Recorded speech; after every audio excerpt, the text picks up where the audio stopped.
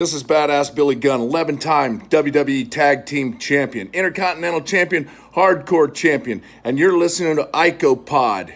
You gotta hear this. And if you're not listening to this, I got 2 words for you. Suck it.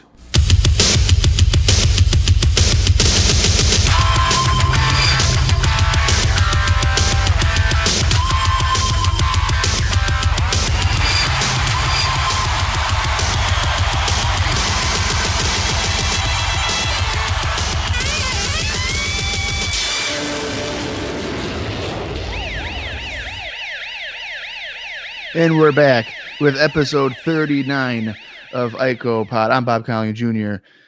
And joining me, as always, my co-host, my brother till the end, Austin Skinner. What's going on, Austin? I only have one question for you, Bob. What's that? Who is the man? Who is the icon?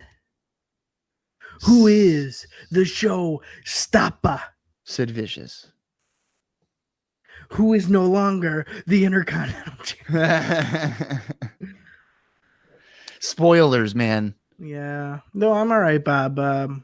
This was an interesting week of watching, for sure, I think. And as we kind of get into it, we'll see why. But it definitely felt different from quite a few of the last couple of Raws. So that was nice. It was a good change of pace. Like we talked about last week, we will be out of the Manhattan Center this week for Raw. So that alone, the change of scenery, came to me as a very pleasant surprise. But yeah, that's kind of how I'm feeling going into this one, Bob. How about you? Well, I think we're not ever going back to the Manhattan Center. What? Yeah, I think the September 13th episode, when the Quebecers won the titles, I think that is the last time. No fucking way. For at least 4 years or whatever, because they do go back in 97 or something like that. We're not going back the rest of the year? Yeah, for the next 4 years. Holy shit, my mind's blown. Yeah, because I think they kind of rely on Poughkeepsie. Oh, okay. To use that venue, the Mid-Hudson Civic Center, which I am going on November 9. Same venue? Yep. Wow. Yep. So by the time this comes out, you have already probably visited. I would. Yeah, I think so. So how was it? It was great. Great time. No, that's pretty cool. There's some history there. I can't believe it. Dude, you threw me for a loop here. We're not going back to the Manhattan Center. I'm pretty sure that that's it. I don't think they're. I'll double check right now because I thought we were finishing through to 94 in the Manhattan Center. No. Holy shit. Let me just double check here. So I'm pretty sure that the rest of the way is just White Plains, New York and shit like that. Well, as Bob looks up the answers for us here, hopefully you all have been enjoying our fabulous introduction. Yeah, no, the ass man himself, Billy Gunn. Yeah, for sure. Billy Gunn. Yes. He's a good guy for doing that for us. No, yeah, it's they pretty much, I'm looking ahead into even 94 right now, and they mostly keep it in White Plains, Poughkeepsie, and Utica.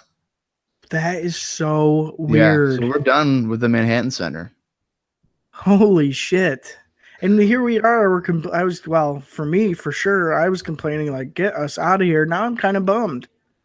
Well, so I guess you can say this is the Manhattan Center era coming to an end. So what's your kind of your greatest memories? Well, obviously, if we're going with the obvious, Bobby Heenan on the outside and drag. Okay. You have to go with, I think, Marty surprising Sean. Mm-hmm. Coming back to challenge him. I would say that entire episode. Yeah. The That's a great the 45-minute episode. The Razor 123 kid. Brett Fatu. Yep. Yeah, there's been tell you what, for the first kind of 10 months of 93, there's been a lot more memorable moments than I would have thought of for the Manhattan Center, for sure. Yeah. I'm trying to think what else. There's been a ton, Was, of course, anytime Kim Chi was chasing Kamala around the arena, that was just 10 out of 10, Well, yeah. You probably would have done that every week for 15 years. But for sure, yeah, that's not even a question. Yeah. You would probably do it. You'd probably book it now with Kamala in a wheelchair, rolling himself again towards Kim Chi. Yeah, and if he wins, so if Kamala wins and pins Kim Chi, Kamala is entitled to one brand new pair of legs. Paid for by Kim Chi. So Kim Chi's got to cut his own legs off. Oh my God. Khaki pants and all. Boots.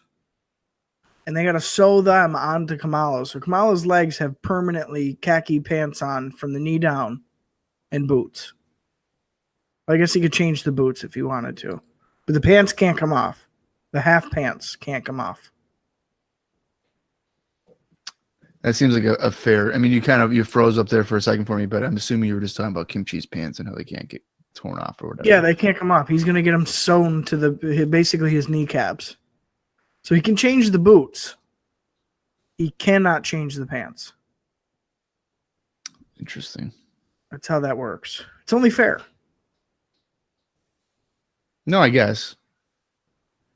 But is there like a swerve there where Kamala or Kim Chi's like, oh, by the way, I had skin cancer? Well, the swerve is Papa Shango comes out. Oh, boy. Shakes his stick, and really the legs were like made out of Play-Doh. Like they're not even real. So now they're both out of legs. Like both of them don't have legs. They're fucked. Is it like a double face turn for? Is it Kamala's the face and then Kim Chi's the face and then Shango's the heel? They're both like, damn you. Yeah. Yeah. And then they can be a tag team again. Kim Chi can go back to managing him. And the gimmick is they're both breakdancers. Just spinning around on their spin around. Jesus Christ. They fight the Macho Midget every week. Oh my God. And here's Lord Little Brooke. Yep. And they just have at it. Well, that's shockingly one of your better ideas that you've ever came up with. So book that shit. Yeah. Shit, it is. Oh. If you have any suggestions as for maybe potential storylines that the WWF should have had, or maybe you have memories of the Manhattan Center. Or maybe you don't have legs and you're pissed. Well, yeah. Or you're a dwarf and right. You are offended. You can send some feedback, whichever, to IcoPod, the Facebook page there, or icopodcast@gmail.com. I might just stop saying that all the time because I think people understand now. That's probably how to get a hold of us. Or I'll just put it in the description in the podcast thing anyway. Description's not a bad idea. Yeah. So I might just not continuously say this every episode. Speaking of something we haven't really talked about too many times in the episodes here, I'd like to give one more shout out to Lance Cassidy of Entropic Decay Gaming. If you're a big fan of like retro gaming, which I am, say like Nintendo 64 classics, Super Nintendo classics, Lance over on YouTube plays through them, and he gives us shout outs. So we're returning the favor here a little bit. So shout out to, again, Entropic Decay Gaming over on YouTube. I mean, he hasn't given me any money, so I hate him. Right. Well, he hasn't given me any money either. Actually, the oppositely. I've given him money. The hell? That's not how this works. So, he's plugging us over on YouTube. We're plugging him over here, and I'm throwing him $5 a month. Everybody wins. Wow. We have this whole thing backwards. Well, I'm not the one who went and sought out Billy Gunn. Paid his ass Hogan 98 money. Billy Gunn was hunting me down. And he was like, listen, man, I'm a huge fan of your podcast. I'd love to do an opening where I tell people what I did throughout my career. He begged us. Yeah, it was borderline embarrassing. The people know already. We've told them how bad and like how silly I felt for Billy Gunn. Right. He tried to solicit us first with dick pics. No, it was ass pics. That's what it was. And then we ass kicked him for that. Because really, Billy Gunn's a lot smaller in real life. He's shorter than I am, and I'm 5'6". So without the lifts in his boots, Billy Gunn ain't shit. Oh my god! And just to let you know, at this point in his life, his arms, both of them, are like Paul Orndorff's left arm. Yeah, they're small as hell. Like he ain't ripped. It's pretty much gone. He's living off chocolate milk and Rolaids at this point. Oh god! Which may or may not be completely fabricated. Right, but I really hope I don't ever run into Billy Gunn because he's about 6'6" and fucking jack still. Yeah, he's in probably far better shape than he had ever been in his actual wrestling, like mainstream wrestling career. Pretty sure he got taller. He still does indies and shit, so you could probably murder me, but that's okay. Yeah. That's quite all right. But no, thanks for the Billy Gunn for doing that stuff. There's a few other guys that I've been venturing into to maybe do one, just so I don't use Billy Gunn for 77 episodes in a row or something. Because what's the matter with that? There's nothing wrong with that. Okay. But I would like to spice it up a little bit, so who knows? Spice it up. That's it. He's getting Tito Santana. Yeah, well, I was thinking about getting Mabel, and then I forgot that he's dead. Wow. And then I was like, Bam Bam Bigelow. I was like, Bam Bam Bigelow would be a great one. And then, well, he's dead as well. Here we go. And then, like, what about Yokozuna? And then, well, he's not around either. Yokozuna doesn't speak English. Nice try. Well, right. And I was like, how about Ludvig Borga? Right? He could be like, oh, America, it's just like Icopod. He's dead. And I was like, Mr. Perfect. He's dead. And then Bobby Heenan. Dead. Jack Tunney dead. Shawn Michaels bald, so I couldn't, it wouldn't make any sense. Randy Savage dead, it's just. Does Shawn Michaels not look like a sad clown in 2018 or what? That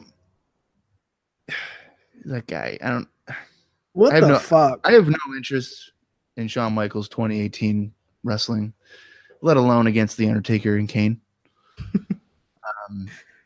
But and it's what, the Saudi Arabia show, right? The one that has like all this bad stuff going on, and WWE's just like they gave us $50 million, we gotta go. Honestly, I have no idea. I know I saw Shawn. He looks rough. I think his lazy eye's getting worse. How does that even happen? Because in like 93, he does not have a lazy eye. I think it's after the fight, isn't it? No way. Yeah, I think it's after the bar fight. No way. Dude, I'm telling you, I think it is. There's no way, because even in like 98 and stuff, he was looking decent.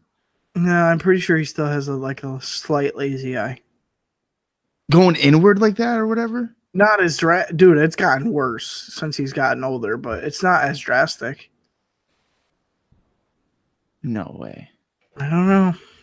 If anybody knows the time frame here of when Shawn Michaels' eye just decided to turn on him, let us know, because that would be Shawn's interesting. eye turned heel. Yeah, he was like, "Fuck that."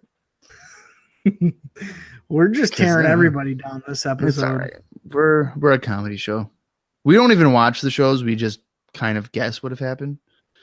Yeah, I don't. As far as especially for 2018, I have no fucking idea. I don't keep up at all. No, like I went to the live show. How was that? Brutal. I went there on Friday, October 12th, just to give a point of reference here. Yeah. And I have not watched the televised program for probably at least 4 months. Same here. 4 or 5 months. Yep. So like I didn't know any of the matches. I didn't know like who was fighting who, and literally every time someone came out, I would be like, "Oh, don't tell me they're fighting, the Ascension," and then fucking their opponents is the Ascension. Oh fuck! And it's just like, are you kidding me? Of course, this was the Raw. It was a Raw brand show, Mhm. so that sucked. Mhm. But coming in March, the SmackDown brand's coming. Oh, So AJ, Samoa Joe, Daniel Bryan, basically a Ring of Honor, but past their Heavyweight. prime, yeah, Yeah. watered down. But I'll probably go to that one. It's $15. Just get out of the house, I guess. But yeah. it's pretty big. It's pretty brutal. Yeah. And What was the main event? The main event was Reigns and Ambrose against Elias and McIntyre. It changed like 3 or 4 times because originally it was Braun against Reigns. Like, I don't know if it was like no DQ or something, but it was those two. And then it was switched to a 6-man where the Shield would take on McIntyre, Ziggler, and Braun. And then it was switched again to the tag match. Oof. I'm assuming they did this like to see where ticket sales would go, and if they kept on going pretty well, they'd keep it. And then if it just sputtered, they'd be like, "Fuck it, we'll give you our 3rd best option main event." No. Well, that sounds good. Yeah, so that was pretty brutal. But I am looking forward to the Northeast Wrestling show on November 9th. So by the time you hear this, it's probably not gonna. It's probably going to be well past it, but you can check it out on highspots.com or just go to northeastwrestling.com and you can probably check it out there.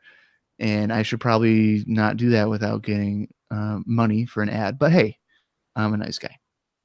Right. We look out for people here on the show. Yeah, because, High Spot's probably hurting for cash. Northeast Wrestling's been going on for like 25 years. They're probably not good at promoting shows. So I can just help them out with that. Right. Anyway, let's get on with some WWF 93 garbage, and we can just turn the clocks back.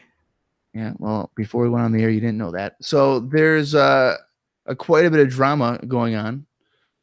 Yeah, be disappointed in yourself because you didn't know that we turn the clocks back in the winter. So. Quite a bit of drama going on. Quite a bit of drama going on with WWF Intercontinental Champion Shawn Michaels. He has been suspended and may have left the company entirely. It's being rumored that he was unhappy with the promotion, and he's gained quite a bit of weight, up to about 240 pounds. Holy shit. And he's insisting that he's not using steroids because he's fat. So I remember, I kind of vaguely remember this when it was happening, even though I was like 4.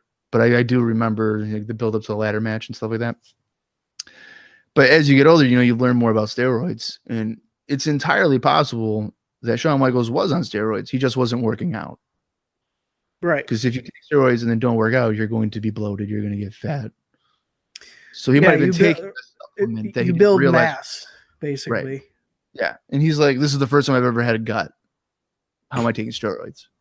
So he might have been taking a supplement or something that he didn't realize was steroids. Ico Pro.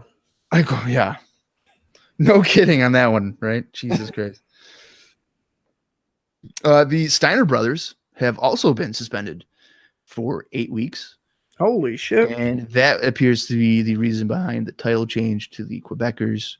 Has nothing to do with lack of drawing houses or nothing. This is all in the Observer, and I was reading in there as well that the Steiner brothers are not happy with their pay because when they were with WCW, they would make $6,000 per week each. Wow. So whoever the hell their agent was when they were in WCW is a genius. Barry Boom. I don't think that was that early. But yeah, so they're gone for 8 weeks, but they should they'll be around for Survivor Series, but they are, I guess, off the road for a little bit. You know what? They probably are right though when they claim to be underpaid. I guarantee you, a lot of the guys on the roster at this time were very underpaid. Well, I know like Kevin Nash and all of them. Well, Diesel, I guess, but they were always pissed because when Bret Hart was champion, didn't they call him like the 300 grand champion or something like that? Like he was fine with 300 grand. Oh yeah, I don't know.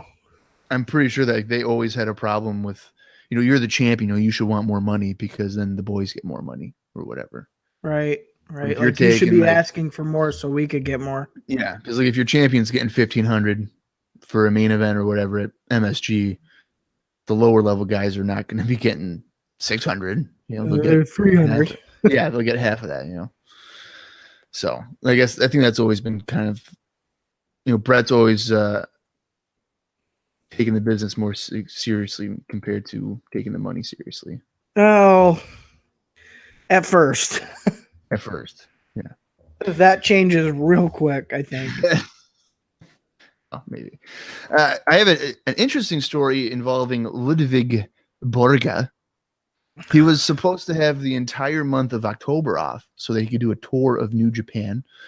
They had like a tag team tournament going on there. Many people were looking forward to Borga being on the tour because I believe a couple years ago there was a legitimate fight between himself and Scott Norton. And the fight lasted all of 3 punches because Borga knocked Norton out. So people were anticipating a rematch between the two, but it looks like that is not going to be taking place. Probably a good idea. Yeah, there's rumors that Norton wasn't even in the right mind frame to be fighting, likely insinuating that he was intoxicated. But yeah, Borga, I guess, just knocked Scott Norton. Knocked him out 3 punches, and people have been hesitant to work with Borga afterwards, considering his offense is mainly punches. And he fucking sucks and doesn't know any moves. Well, that's not accurate. The European tour starts on October 8th, and it will last until October 16th. And the September 20th edition of Raw got a 2.0 TV rating. Mind you, that would be the Scott Steiner-Pierre match. Not really surprised there, I guess. No, I mean, especially when it's the same talent from the week prior. Yeah. Yeah, I guess you're not really going to care about it. On to some house show notes, and as they're now doing only 1 show per day, so these will go a little quicker. This week we got the Madison Square Garden show from September 25th. It drew about 11,500. And the card features the following, as my document decided to go too far, so I cut off a couple matches. Let's try this again. That's right. I'm waiting for you to crash out here, Bob, because we all know it's going to happen.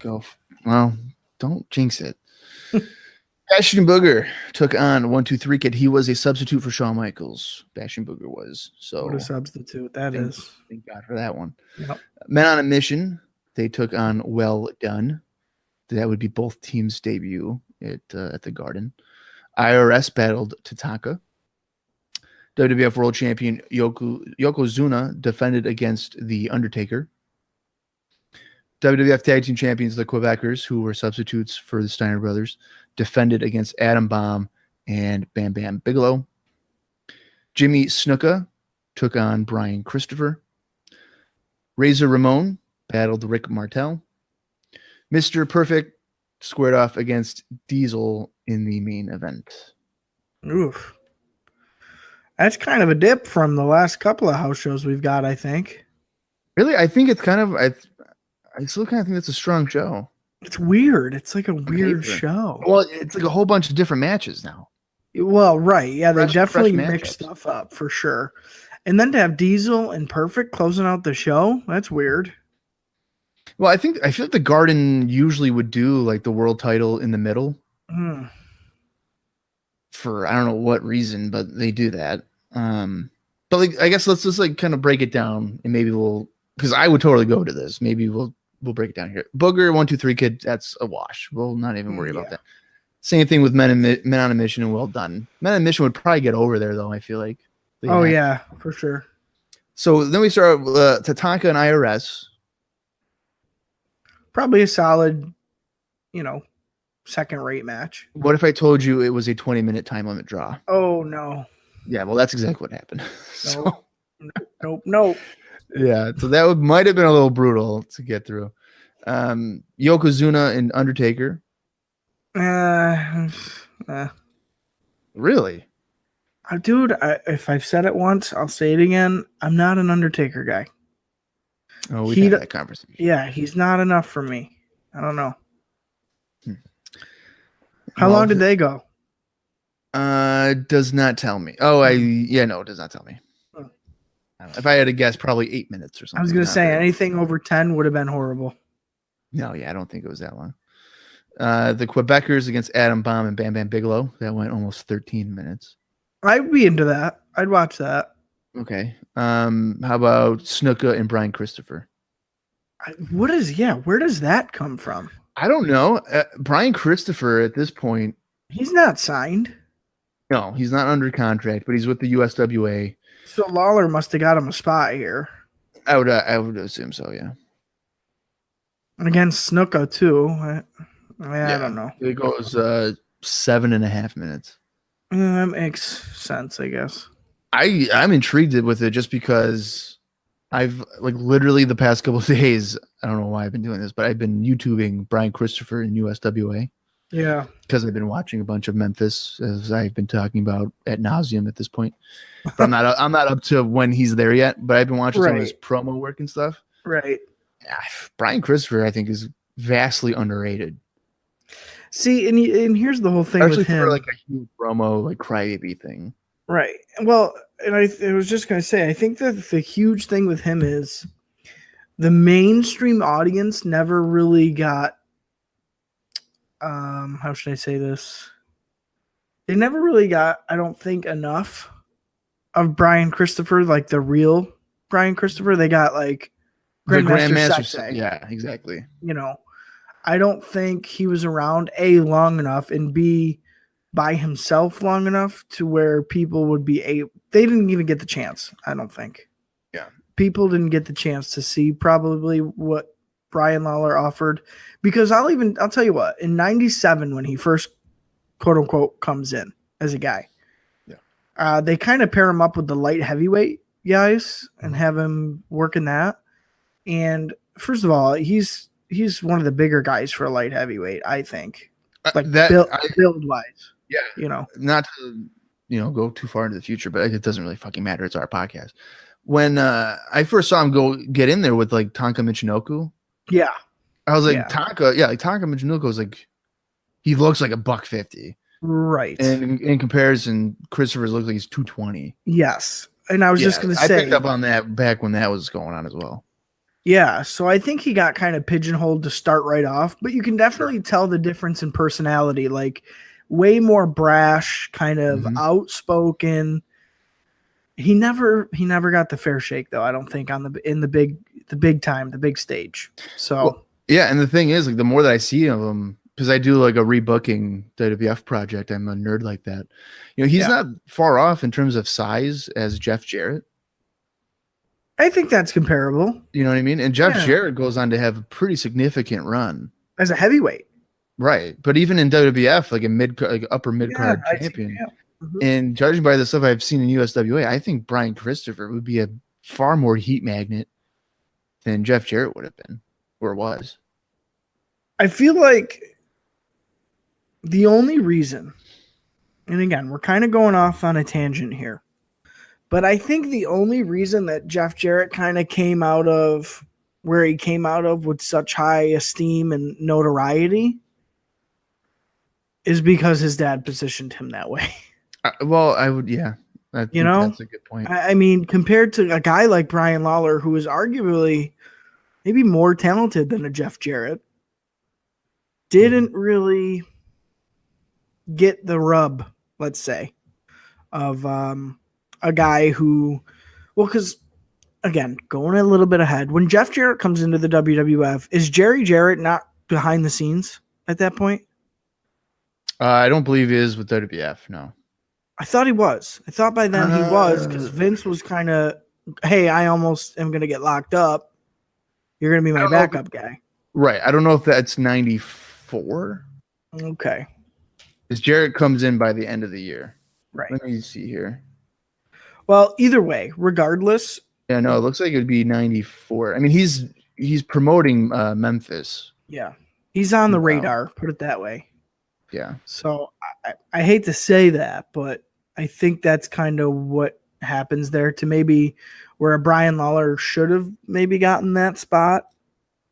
I think there were some strings pulled. Potentially, but you would think, Jerry Lawler was there. It'd kind of be surprising that. Yeah, even still, though. Even still. And we have Razor Ramon against Rick Martel, which kind of seems maybe not a big deal, but in the next couple of weeks here, we'll see that it probably would be a bigger deal after the fact. I don't know why they're going back to Rick Martel. I don't get it. Their talent pool is so deep. Like, why? Why do you need to do that? Maybe they don't want to sacrifice a potential loss for someone else. Martel still has some name value. No, I don't think that's necessary personally. And then the main event of Mr. Perfect and Diesel. I still am interested to see some of Diesel's matches here. We still haven't seen him in a match. Yeah, nothing in singles nor tag. Yeah. Nothing. And now with Sean out of the picture, I think that's going to come a lot sooner than maybe they originally anticipated. Yeah. So we'll see. I want to point out, too, prior to that match, that Paul Bearer appeared and said that The Undertaker would bury Yokozuna in their casket match rematch. Oh, shit. So that would appear to be their show feuds for the next couple of months. Oh, boy. Some syndication notes here. Mr. Perfect made sure that 1-2-3 Kid wouldn't be attacked by Diesel or Shawn Michaels, as he was in Kid's corner for a match on the September 25th edition of Superstars. If that isn't a setup for a Survivor Series elimination match, I don't know what is. Jim Cornette claimed that WWF World Champion Yokozuna didn't have any competition. And as a result, on the September 25th edition of Superstars, the lights went out and The Undertaker appeared behind Cornette, scaring him to the floor. And then they issued a challenge for Yokozuna to bring his championship to the dark side. So that looks like it won't be just a house show feud. It looks like that will be potentially a Survivor Series showdown. Who knows? Back to the big man with Undertaker here. What's I'm surprised you have no interest in a Yoko Undertaker feud. Interesting. No. Who would you rather have him feud with? Who, Undertaker or Yoko? Yoko. Yoko has no competition. Jim Cornette is absolutely right. So I don't know. Are you off the Lex Express then? They killed Lex Luger. When's the last time we seen Lex Luger? SummerSlam? SummerSlam, yeah. Okay, so he's pretty much legally deemed as a missing person at this point. Well, he has a back injury. Remember that. Well, he might as well just go back to WCW then. Because they don't do any heavy lifting in WCW. Right, yeah. They just give you a fat check. You walk in the ring, you taunt and flex, and you walk out. You're done. Flexi Lexi. Yeah. So, yeah, I don't know. I mean, even Brett's fallen down the card, I think. Who do you do? We have a fight Razor? Razor is over more as a face right now than I think even Brett is. Yeah, I don't know about that. I don't know. He's been getting better reactions. I think it's too early to kind of peg Ramon as being a stronger face than Brett. I don't know. I don't know I don't know what you do there. As much promotion as they put behind Lex, to have him not even be on the show now is very damaging. I mean, yeah, like not even in a promo or anything. That is nothing. Just nothing. It's left a big hole kind of on the face side of the roster, I think. Before I forget, because I recently had a good conversation with one of our listeners, Mick Price. Okay. And he was talking to us about various things here. And he was talking about, I think it was roughly around this time. Let me just double check the messages here. But he was talking about, the Intrepid. Right. Yeah. So he was listening to the SummerSlam Spectacular show, and he was thinking about a few things, and he thought about a pretty good idea here. And I know that I think mentioned it as well. But he said Adam Bomb should have been a face and defeated Yokozuna either by slamming him, or whichever. And the idea here, I don't know why I keep on saying idea. The idea here. I don't know how to separate words, apparently. Is that the Japanese had already been beaten by an American Bomb once before. No, dude, we talked about that. Yeah, remember in the whole promotional thing is, a bomb went off on the, you know what I mean? They could have played that up to the nines, easy. Yeah, I mean, I guess you would have to take away the like the gimmick part of them, though, right? Yes, Like you can't be deformed from the nuclear plant there that had that happen. Well, either you let him be like the same guy and just don't play up the, oh, it was all for America thing. You just let him be some badass who was like, you know what, fuck this, get out of my way. I'll slam Yokozuna, and then slams him. Or like you said, you don't go with the character. Yeah. And you bring him in as a more, I guess, sympathetic, relatable character. Well, I mean, I would just have him just be a beast of a guy. Oh, for sure. Yeah. No, He's got that's the body for it. Yep. I mean, there's no for denying sure. That. For sure. You bring him in as either let him be Adam Bomb and just be like, yeah, I did it because I can, or you just switch him up and let him be a power guy and be like, yep, no problem. Yeah, so he was bringing up some good points. Clearly, I totally agree. We even talked about it. No, I totally agree. I think I know we talked about Adam Bomb being a guy to slam, a guy to do it. Yeah, but I don't think I ever put together the correlation that an American Bomb defeated Japanese before. We could do it again or whatever. That part didn't trigger in my mind. But I don't know if that part would have got over so well, but maybe, probably. Yeah, right. Could you imagine Adam Bomb and the WWF touring Japan in like early '94, and like the whole premise being like, oh, they, you've seen you guys Hiroshima. before. Yeah, you've seen Hiroshima. The destruction aboard the Intrepid, doubles that. Yeah. The last bit of news here for syndication is that Jerry Lawler was making fun of Doink the Clown, calling his court gesture. His gesture, and said that he would do what was asked of him, and that led to Doink making fun of Lawler and then dumping water on him as well. Oh, we'll get to Doink the Clown. Oh yeah, we will. We'll get to him.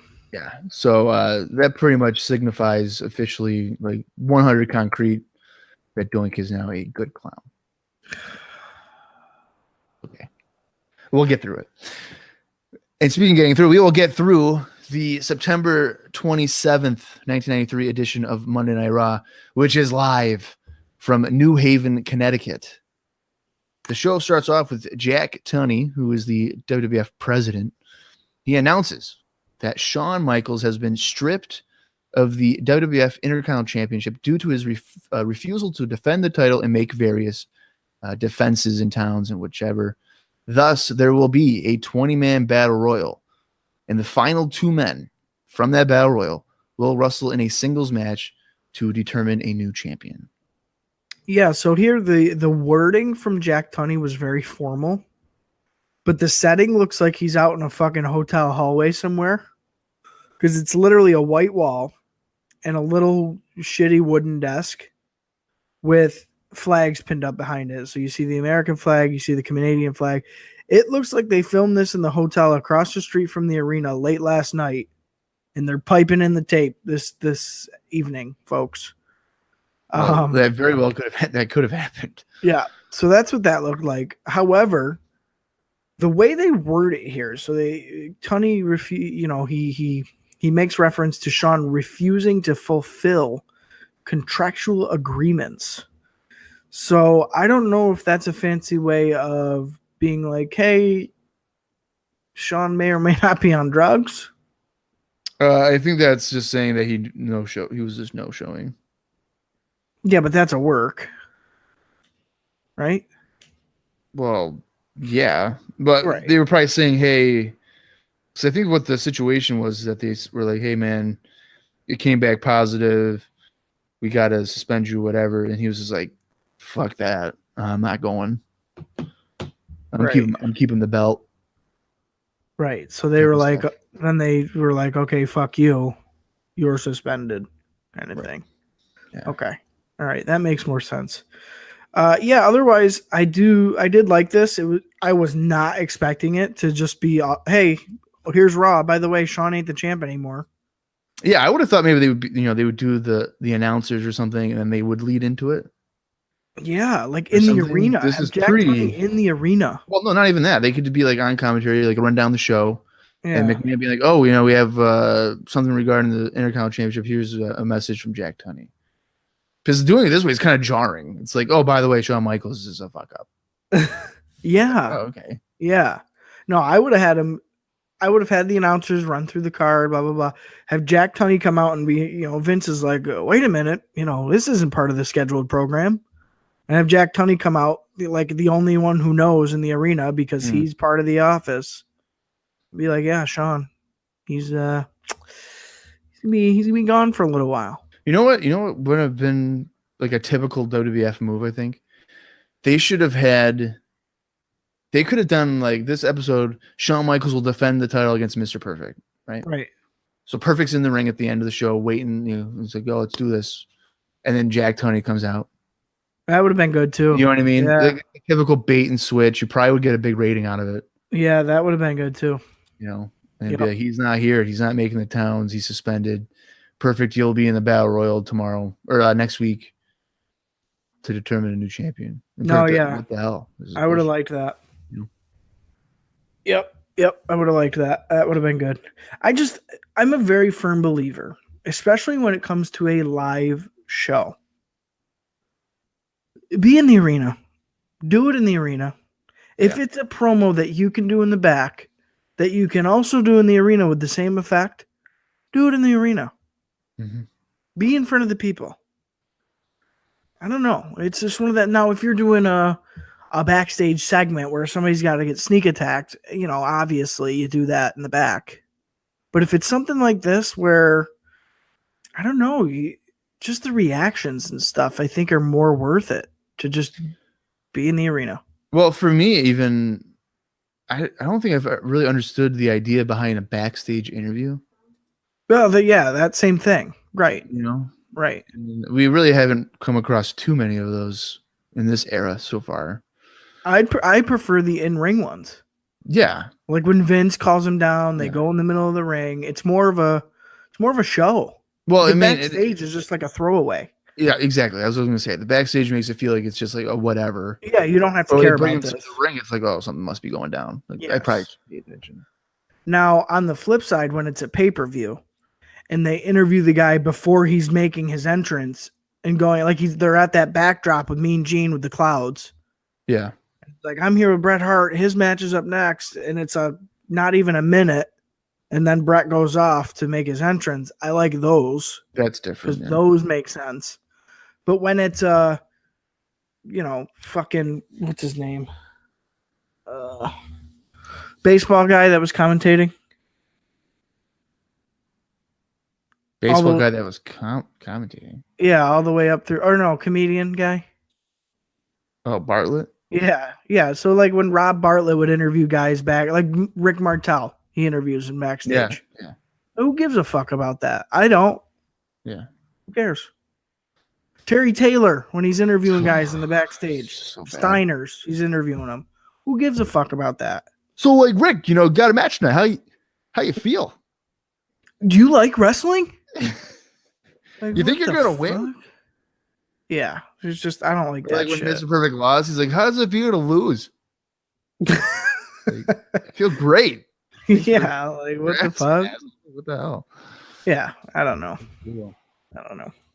Coming out of that, we get our Raw opening video, and then we get a live shot of the venue, which I made sure to point out. Like I kind of like the bigger venue. This seems like a perfect size venue. Yes, and it looked like the place was rocking. Yeah, they were. They were definitely lit up. Right. But we'll get into that in just a second here. We then go to the commentary guys, which would be Vince McMahon, Bobby Heenan, and Randy Savage, and they proceed to promote what we'll see on the show. The Quebecers defending the tag titles against a mystery team, which Heenan says they will be a worthwhile tag team, but it will not be the Steiner brothers. Savage talks about Jimmy Snuka returning tonight, and then proceeds to hype him up a little bit. Ludvig Borga will also be competing, and there will be a singles match between Rick Martel and Tatanka. Now, answer me this before we go any further. Sure. If you're Macho Man Randy Savage, let's say, how pissed off are you that you're too old, but Jimmy Snuka is going to get spotlighted for the next show and a half? Yeah, that blows my mind because he's definitely like 50. Snuka's fucking older than Savage is. So that's what I'm saying. Like Savage is, I think, early 40s. Snuka's he's 50, at least 50. You're like, what the fuck? Yeah, it makes no sense. I mean, the way that they promoted, I even think last week was like one night only, but it's so hypocritical, dude. He's like, not there for one night only. But yeah, no, it's pretty bad. I'd be pissed if I was him. Well, it makes no sense. Right. Like, dude, I don't know. And then Snuka, of all people, like, let's be honest, not the most 90s style guy, first of all. No. He's like, not so even old school. He's not even 80s style. He's like 70s. Right. Yeah, that's the whole thing. Pretty brutal. Yeah. Yeah, because we saw him back at Slamboree for that tag match or whatever. And that was just. I wonder if McMahon was like, listen, if anybody's going to use an old washed up Jimmy Snuka, by God, it's me. If anybody's going to squeeze $3 more out. Yeah. If I got to fill a 3,000 seat arena in New Haven, Connecticut, I'm going to fucking do it, not anybody else. Yeah. I don't know. I thought of that as they were going through here, and Savage was the one promoting the Snuka stuff. See, if I was Savage, I would like elbow McMahon and then like give him a finger. Me, hey brother, what the fuck's going on around here? What the hell, man? Yeah. Bullshit. Yeah. Fly my ass. Take it.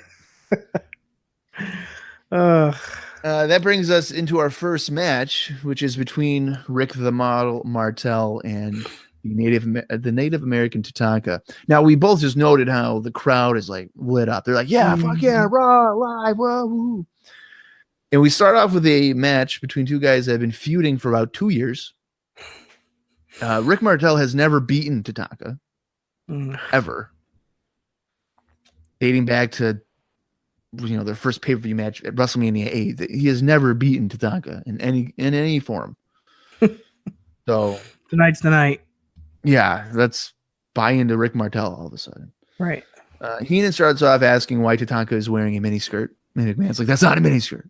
Did you see Tatanka's fucking tan too? I did notice his tan. I also noticed that he definitely did I think it was like at Rampage. We were like, he needs to do his hair again. Dude, his tan was so uneven, it wasn't even funny. It was so bad that when he lifted his arms, underneath was white. It was like white skin. Oh, I call that the J. Freddy tan. It was fucking horrible. And here's this guy, he's supposed to be Native American. And like, it's painted on skin. Like, what the fuck? It was horrible. It looked like shit. If nobody understands my J. Freddy tan reference there, he was a local wrestler, or is a local wrestler. I don't know, but he wrestled for 2CW. Not a bad worker, but when it came to getting his tans, I guess he never would raise his arms because his sides and his armpits were pretty much pale, and his entire body would be borderline orange. So, yeah, he was pulling the Tatanka here. Maybe he watched this match for notes, and he was like, "Oh God, yeah, great tan, great tan." I'm going to do that for my next match. Great. Yeah, it looked horrible. Horrible. Yeah, speaking of horrible, let's continue on with this match. Early on, neither man can get a clear advantage, leading to a couple of standoffs. Martel gets control on the mat after his third headlock takedown, comes off the ropes, does a cartwheel.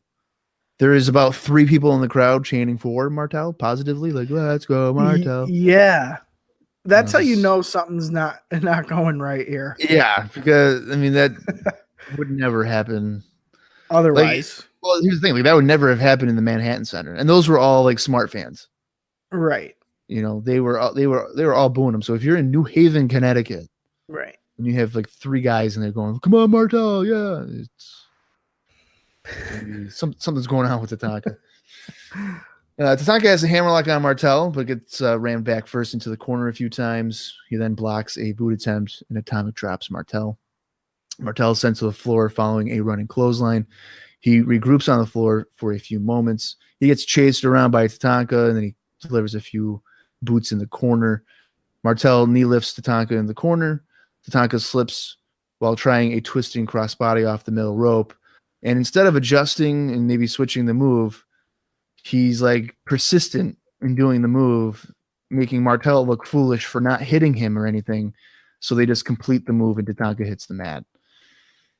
One of those like, hey, let's redo the spot. Yeah, I feel like a veteran would have been like, hey, let's just readjust. But Tatanka probably needs to keep to the formula of the match. Yeah. Martel drives Tatanka down on the mat with a back suplex and delivers a few stomps to the floor. We then go to our first commercial break of the match. Tatanka almost wins with a sunset flip, but Martel regains control with an abdominal stretch until Tatanka hip tosses his way out of it. I was so fucking bored at this point, dude. I was like, oh my God. I'll tell you right now, this is the same fucking match they have done for 2 years to this point. They've done nothing different. Martel tries for another abdominal stretch, but Tatanka counters. And then until he's met with an eye rake, Tatanka misses a splash in the corner, and Martel hits a side suplex for a 2 count. Martel drives Tatanka to the mat with a backbreaker and tries for a slingshot splash from the apron, but Tatanka got his knees up. The crowd was dead too, by the way. Like during this part of the match, it was fucking quiet. Like they came in with such hot enthusiasm for the night, and this just killed them immediately. Well, that's part of my point, is that they start off so hot, and then it's like a feud that's going on for 2 years. They all know that Martel's not winning.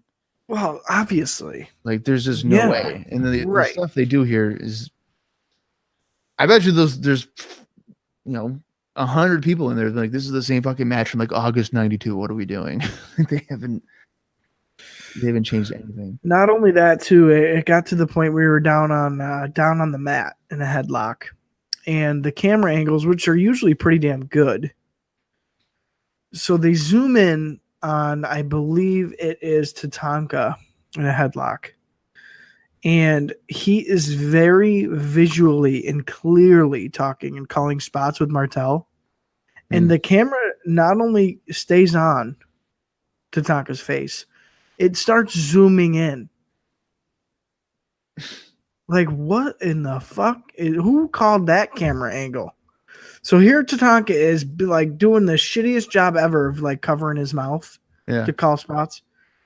And then they start zooming in, and the camera stays on the same shot. It was horrible. Horrible. That's weird, because I feel like usually the heels, he usually calls the match. It's kind of weird that Tatanka's calling the match. Well, I think Tatanka was more or less, because as soon as they got out of the headlock, they did like a tackle drop down. Tatanka hit a crossbody for a near pin. Okay. So I think more or less that was probably just confirming everything or something, because they weren't in the headlock long, and then they went into that spot. So okay, it was not good. Well, coming out of that crossbody, Martel drives Tatanka into the corner face first, but then Tatanka decides, hey man, I'm going on a war dance, because no one can stop him as soon as he starts hopping around the ring. Tatanka delivers a few overhand chops and a scoop slam, then he heads to the top rope, delivering another overhand chop. Martel is able to send Tatanka over the top to the floor.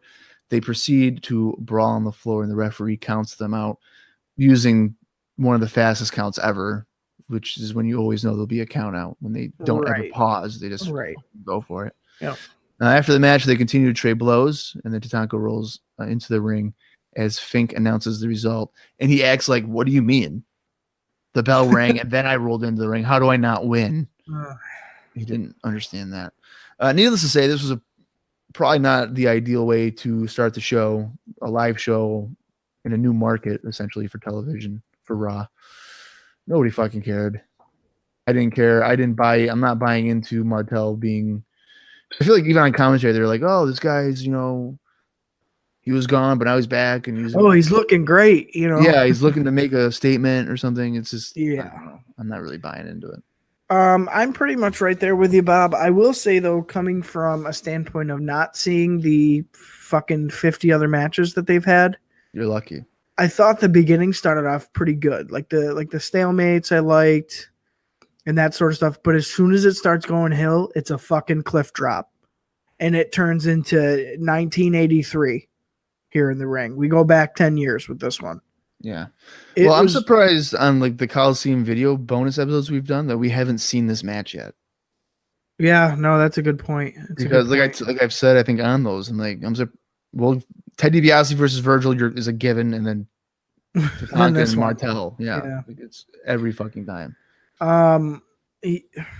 Yeah, not a fan. Not a fan. I thought it was very boring, slow paced, basic shit. Yep. Nothing skippable. And then to do another fucking count out fucking draw bullshit. Like, I don't even remember the last time I saw a clean pin at this point. Like, holy shit, man. Oh, yeah, that's a good point.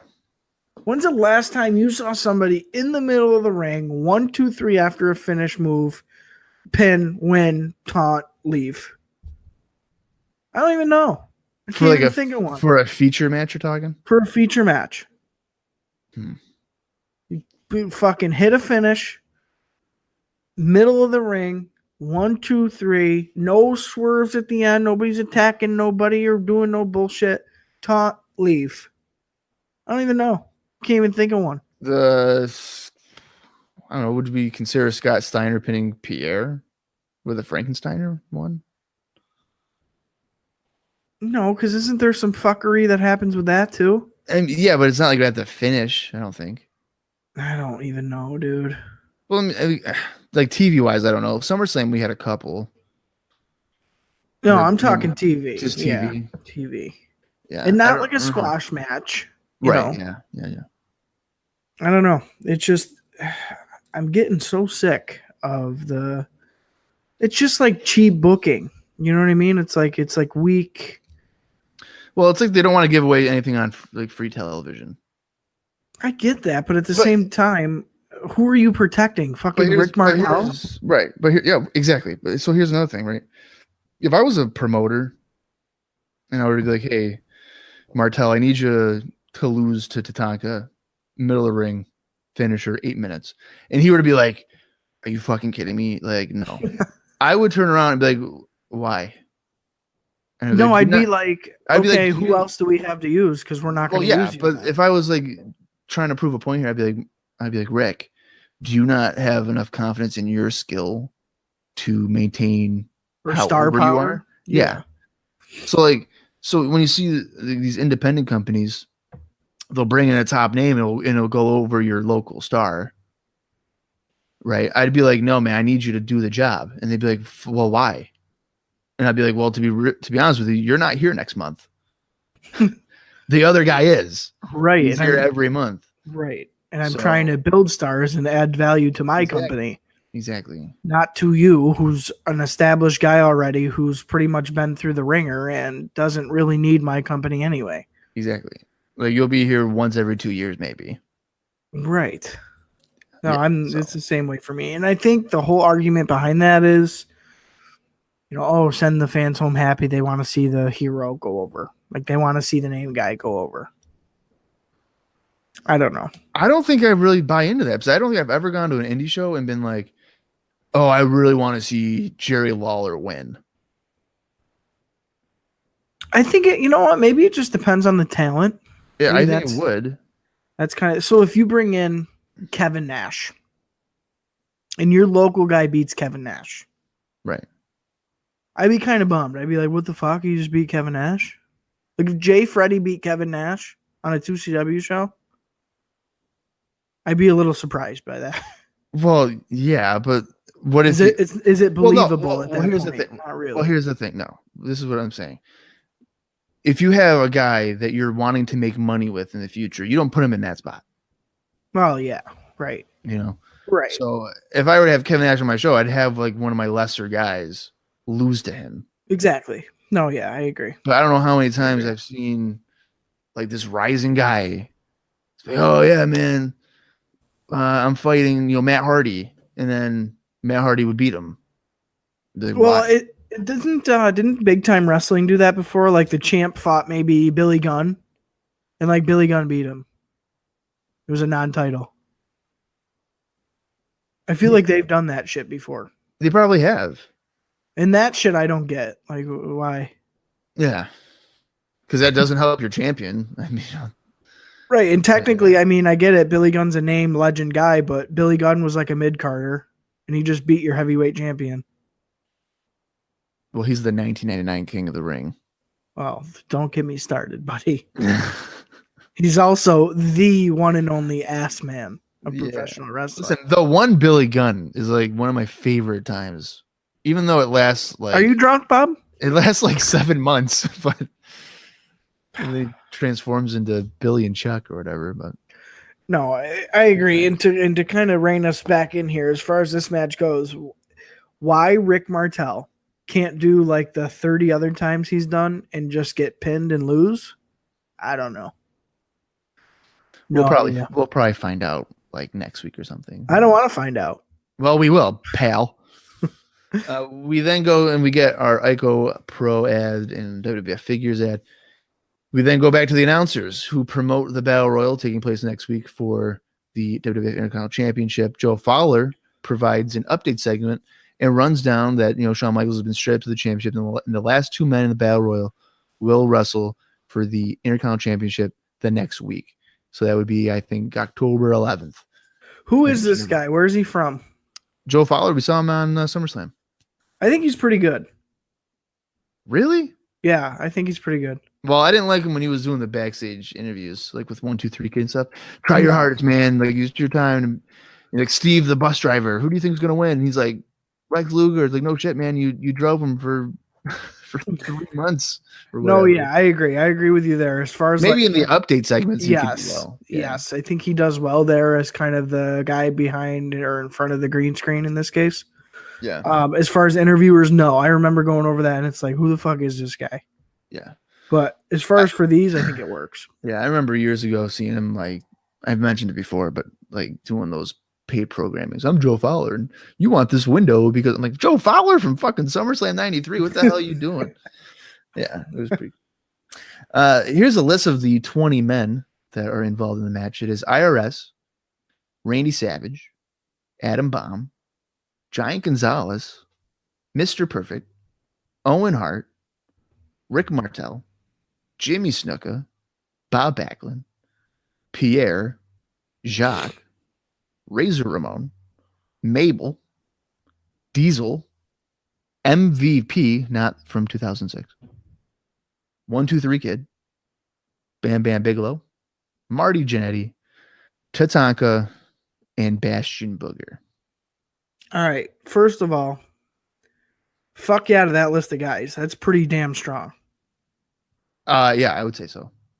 Second of all, going off of this segment here, if you didn't know, Bob, because I know, like for me, because I didn't know who was going to be the final two. Like I had no idea. My first, as soon as I got finished hearing that list, I was like, okay, so the final two was going to be Bam Bam and Tatanka. Like that's the only thing that makes sense. Yeah. And that'll help finish kind of their feud out and be done. And the belt will just go back to Tatanka, I think, at that point. Uh-huh. So that's where I'm at here. Now, if you didn't know any better, Bob, how do you make heads or tails of this list? Well, for some reason, when I was watching it, my mind immediately went to, I wouldn't mind seeing Razor Ramon Adam Bomb. That'd be fucking good. Yeah. Yeah. And now, like, the more I look at it, Diesel's on his own. What about Diesel against Adam Bomb? Right. Right. That would be like two, huge guys, whatever. That can be kind of interesting. I thought for sure Diesel would probably be one of the last ones, just to kind of help get him over a little bit. Yeah, like you might think this is coming out party. Right. Exactly. Exactly. Same thing for maybe Owen. Like maybe Owen's going to have a really strong showing here. Otherwise, why else would he be in it? Unless he's going to get eliminated at number 1. or something. Yeah.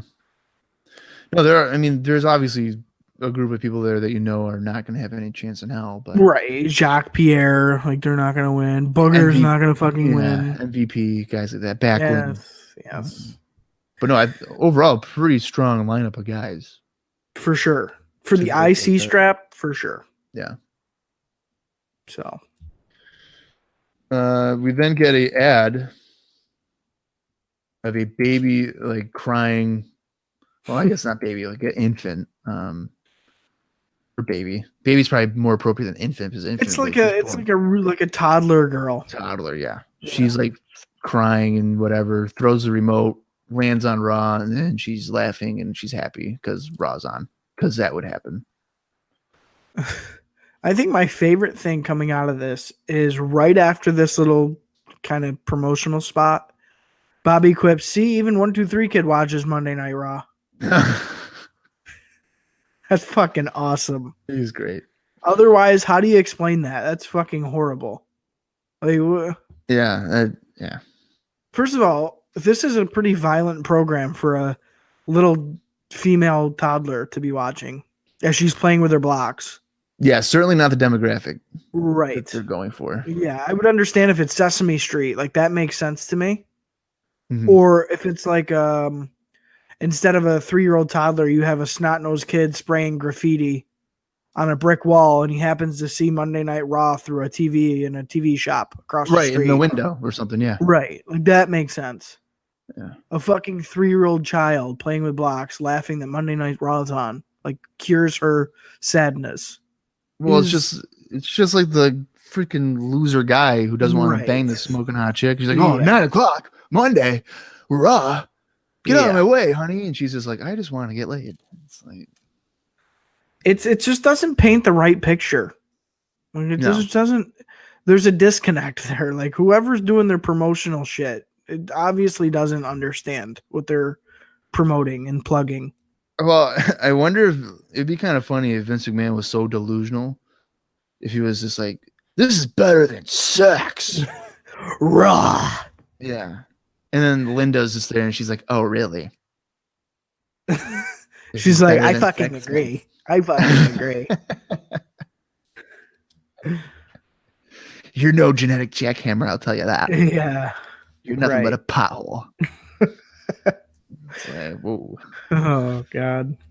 Okay, so that leads us to our second match of the Speaking of a fucking pothole that'll pop your tire and derail us real quick. I was just waiting for you to make that transition. Yeah. The second match of the evening is Ludvig Borga, who, interestingly enough, is not in the Battle Royal. Did you tell him about my Borga gimmick or what? Because you really like it. I know you do. Should I lay it on? Is this about the rebooking thing I do?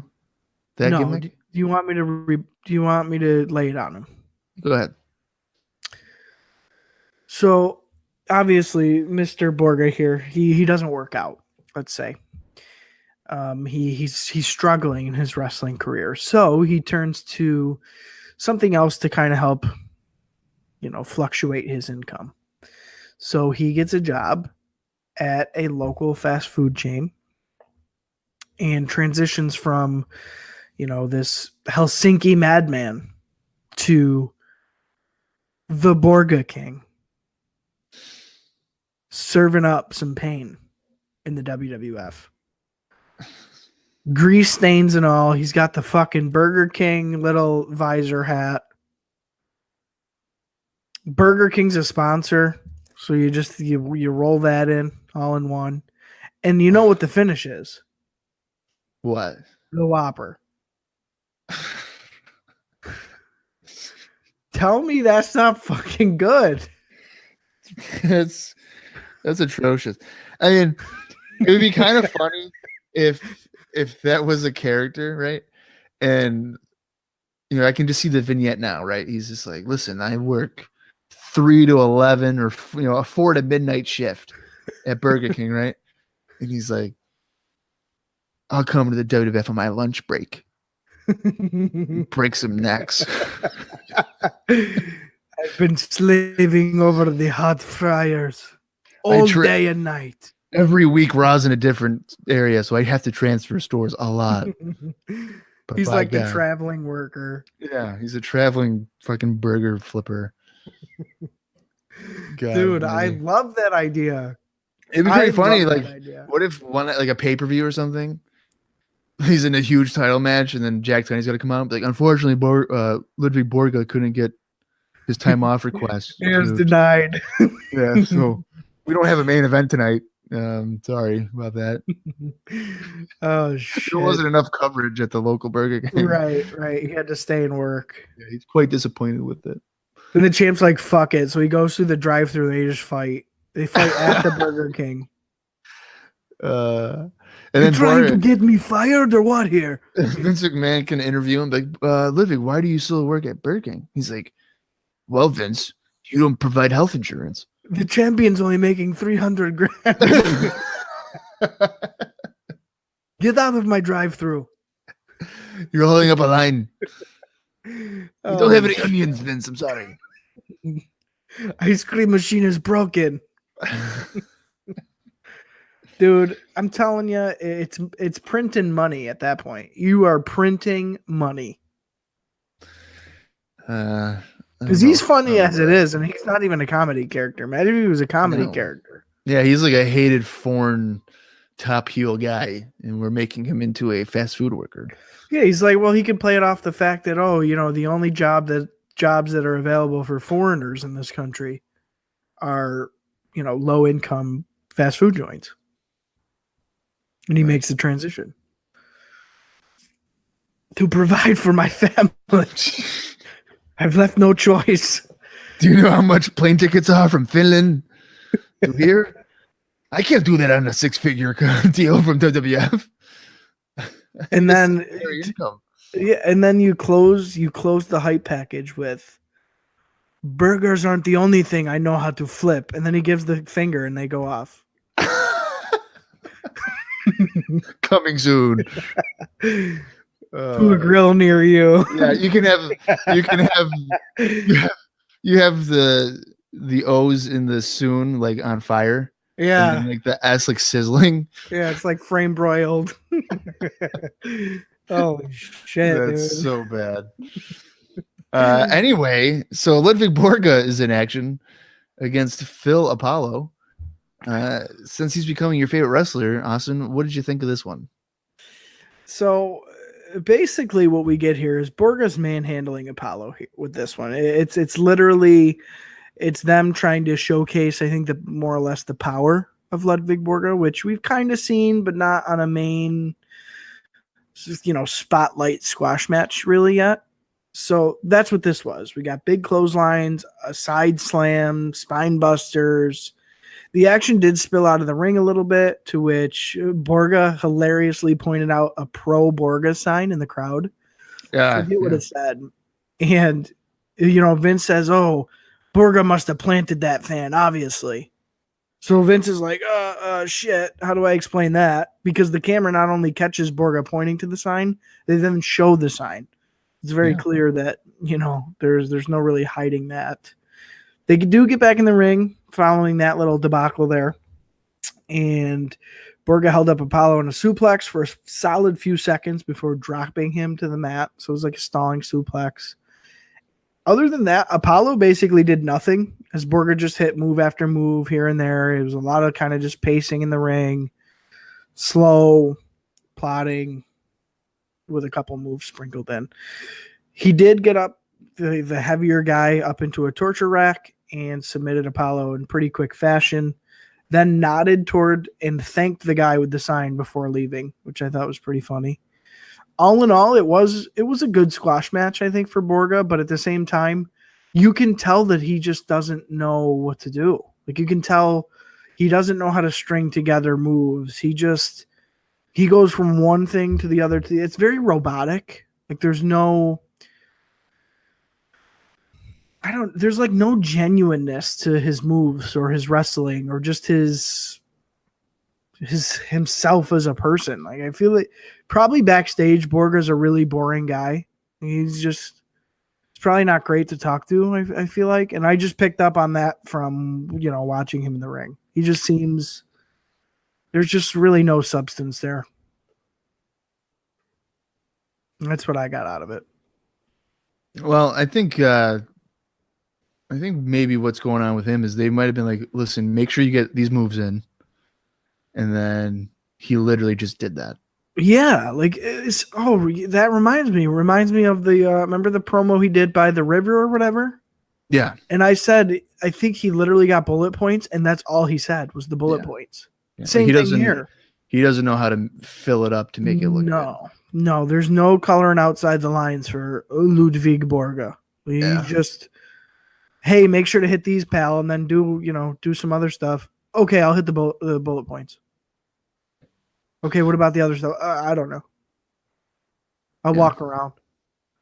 I mean, I didn't think it was a bad squash match for him. No, yeah, that's what I said. I think it was a solid showing of his power, at least. But it makes me kind of concerned. Like, what if he has to have a 12-minute match with somebody on TV? He's not gonna. He'll probably burn through everything he has in 3 minutes. Right. Exactly. Yep. That's exactly where I was at with it. Yeah. There's a yacht here. We go to a ad here for WWF Mania. Randy Savage will have a special interview with Lex Luger, and then they show the ad. They were talking about it. Now there's an ad where like Savage taking all the credit for Mania. Oh, I don't need no Todd Pettengill. Yeah, he's in like the same control room that Todd's in always for the Mania ads. Yeah, and then Todd comes in like, "Hey man, thanks for the calls," and then Savage I guess kind of just plays it off like, "Yeah, brother, no problem." Yeah. But he's secretly taking all the credit for it. Right. Stuff like that. At least it's a different Mania ad. Then make sure you brush your teeth. Oh, I know. You just brush your teeth first. Yeah. Fuck off. Go. All right, our third match of the evening is Jimmy Snuka taking on Paul Van Dale, who I believe is Carmella's father. What? Yeah. I'm pretty sure that's a thing. How the fuck do you know that? Because I saw it on Twitter. Oh. And if you see it on Twitter, it's real. Okay. So speaking I didn't want to believe Donald Trump was president, but then I saw it on Twitter and it turns out it's real. Listen, we don't get political on this podcast, first of all. Okay. Oh, right. Sorry. So you watch your little mouth. I can't believe I said that. Yeah. Second of all, completely off topic, which has happened quite a few times. Vote Democrat 2020. Off topic here. Larry Sharp. Larry Sharp, New York. Yes. Hi, this is IcoPod. How are you? I don't even know the words I'm saying right now. Yeah. So shut the fuck up. No, trying to get through a point here. God damn it. Well, sorry. I don't want people to think I'm actually political because I'm not. So go ahead. All right. Regardless. Okay. Something I found out over this weekend here that I had no fucking idea about. Mm-hmm. Barry Windham. If this is Barry Windham's like related or married someone's like daughter or whatever, you didn't know about it? He married IRS's sister. Yeah. So Barry Windham and IRS are brother-in-laws. Yeah. I didn't fucking know that. Oh. Dude, I had no idea this whole time. I didn't know that. Yeah, I read about that a while ago. So that explains their tag team. I mean, that makes sense now. Well, I mean, that was probably before he married her. No, I think it was after. In 86? Yeah. Or 85 or whatever? Yeah, the Varsity Club. Yeah. Well, they were the U.S. Express. Or whatever, yeah. Is my Wikipedia still open? Good, great. Harry? I had no idea. Like when because what was I watching? I was watching some bullshit. Oh, the most powerful families in wrestling history. Wait, who are we talking about? Barry Windham, right? Barry Windham and Mike Rotunda. It says that he. No, it says no. I think you have it mixed up. Wait, what? Yeah, no, I don't think you have that right. Okay. Hang on a minute, because sure? Yeah, because it said that he was married to, not that person. Blackjack's daughter. Yeah. Okay. Yeah, so him and No, Barry Windham would be. No, you reversed it. Rotunda is married to Wyndham's sister. Yeah, so they're stepbrothers. They're not stepbrothers. They're brother-in-laws. Oh, that's what I meant. That's what I meant. I think you had it. That's what I meant. That's what I meant. I think you had it reversed though. That Barry married Rotunda's sister, but Rotunda married Barry's sister. Yeah, he like married into the family. Rotunda did. Yes. Yeah. Okay. And they were. I was saying 19... stepbrother. I meant brother-in-law. Brother-in-law. No, well, no, you used that phrase right, but there was just you had it reversed. Yeah. Barry didn't marry into the Rotundas. Rotunda married into the Wyndhams. Right. Yeah, I had no idea. Wow, 1976 they got married? Wow. Yeah, I knew it was before they were a team because they really didn't kind of get along. I watched this whole thing. But yeah, They didn't get along? Well, it's not that they didn't get along, but they didn't really click until like later on when they were tagging and shit. Here's a little fun fact for you, if you want to just guess real quick. When do you think IRS retired? Oh shit. 2000. No. When? 2007. What? Yeah. Well, he was what? Doing an indie shots or? I don't know. Holy shit. Yeah, I didn't know think that. He was. I mean, the last documented match, it looks like it was like 2003. Okay. Against who? It was like a tag team tournament in Japan. Oh, okay. But I guess he officially retired in 2007. Holy shit. Yeah, I've never seen a 2006 IRS match. Yeah, no, God, that would have been brutal. They're pretty much brutal now in '93. I can't. Yeah, you watch your mouth, damn it. I can't even imagine what the hell would be going there. But all right, well, speaking of just brutal, we have Jimmy Snuka against Paul Vandal, the father of Carmella. At least I'm pretty sure that's. I could probably look it up again, but and if it's not, we're making shit up here, okay? So just this bite me. Wow, it's super aggressive. Let's see here. Yeah, it has to be because that's her last name. So that alone makes it real. Maybe it's her last brother-in-law. Yeah, I'm sure. I'm sure that's exactly what it is. Listen, whatever, okay? I didn't know Barry Windham and fucking IRS were back-assly related. I didn't know that. Yeah, so I just looked it up and it's confirmed that it is in fact Carmella's father. So well, I was right. I'm not fake news here to be more political. Talking about having big shoes to fill. Yeah. Anyway, so Paul here sells horribly for Snuka. And by horribly, I mean Snuka will punch him and then he doesn't even move. Oh, yeah. So kind of making Snuka look like a jabroni. He doesn't even run the ropes well. He pretty much comes to a screeching halt, then hits the ropes, and then runs. We've never seen this guy before either. Never. And he does not have like a fluid motion here of like, It's just brutal to sit through. Crush calls in, and he is complaining that he was not invited to compete in the Battle Royal next week. He wants to know why he's not in there. And really quick, too, before we get into this whole phone call conversation. So after, when we come back to the arena to start the match, Snuka's music's playing. And he waited on the ring steps before he was fully announced. Like they went through the whole announcements for him and then went into the ring. And then as soon as he stepped in the ring, the fucking guy blindsides him. So he's probably thinking, fuck you, you old man. Like you just waited that whole time out on the steps to get the full announcement in. I'm hitting you as soon as you get in. I wonder if Snuka did that knowing that Paul was going to attack him and he wanted to get the pop from the crowd. Probably. I mean, it's not even that big of a pop. They were just like, oh, he's alive still. It wasn't like, oh, yeah, fuck yeah, woo, Snuka's here. It was like, whatever. No, but I definitely thought that I should make note of that because I thought it was really fucking weird that he did that. Yeah, and another thing I want to point out is that they made this a kind of like a big deal, one night only for Snuka.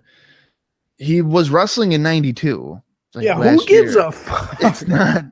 It's not like he hadn't been there for 8 years. And yeah, who fucking cares? Okay, yeah, who cares? A weird thing here. But yeah, so Crush calls in. He's like, "Why? How come I'm not in there, brother? I'm young. I'm fast. I'm in shape." I told you, bruh. Yeah. Heenan tells Crush that Savage is in the Battle Royal, and Crush says, "Well, isn't that typical?" You know what else I thought was funny? So Bobby calls him, right? Bobby calls Crush. Yeah, Heenan's talking to him. Yeah. So Bobby says, "All right, that's it. I'm calling Crush." And not even after one ring, Crush picks up the phone. He's like, "Aloha, bruh." He's sitting by the fucking phone. He's just waiting. He knew. Coked out. He don't even let it ring. Aloha, bruh. Damn those octopus be good, brother. Fucking right there on the phone, waiting. Shit was great.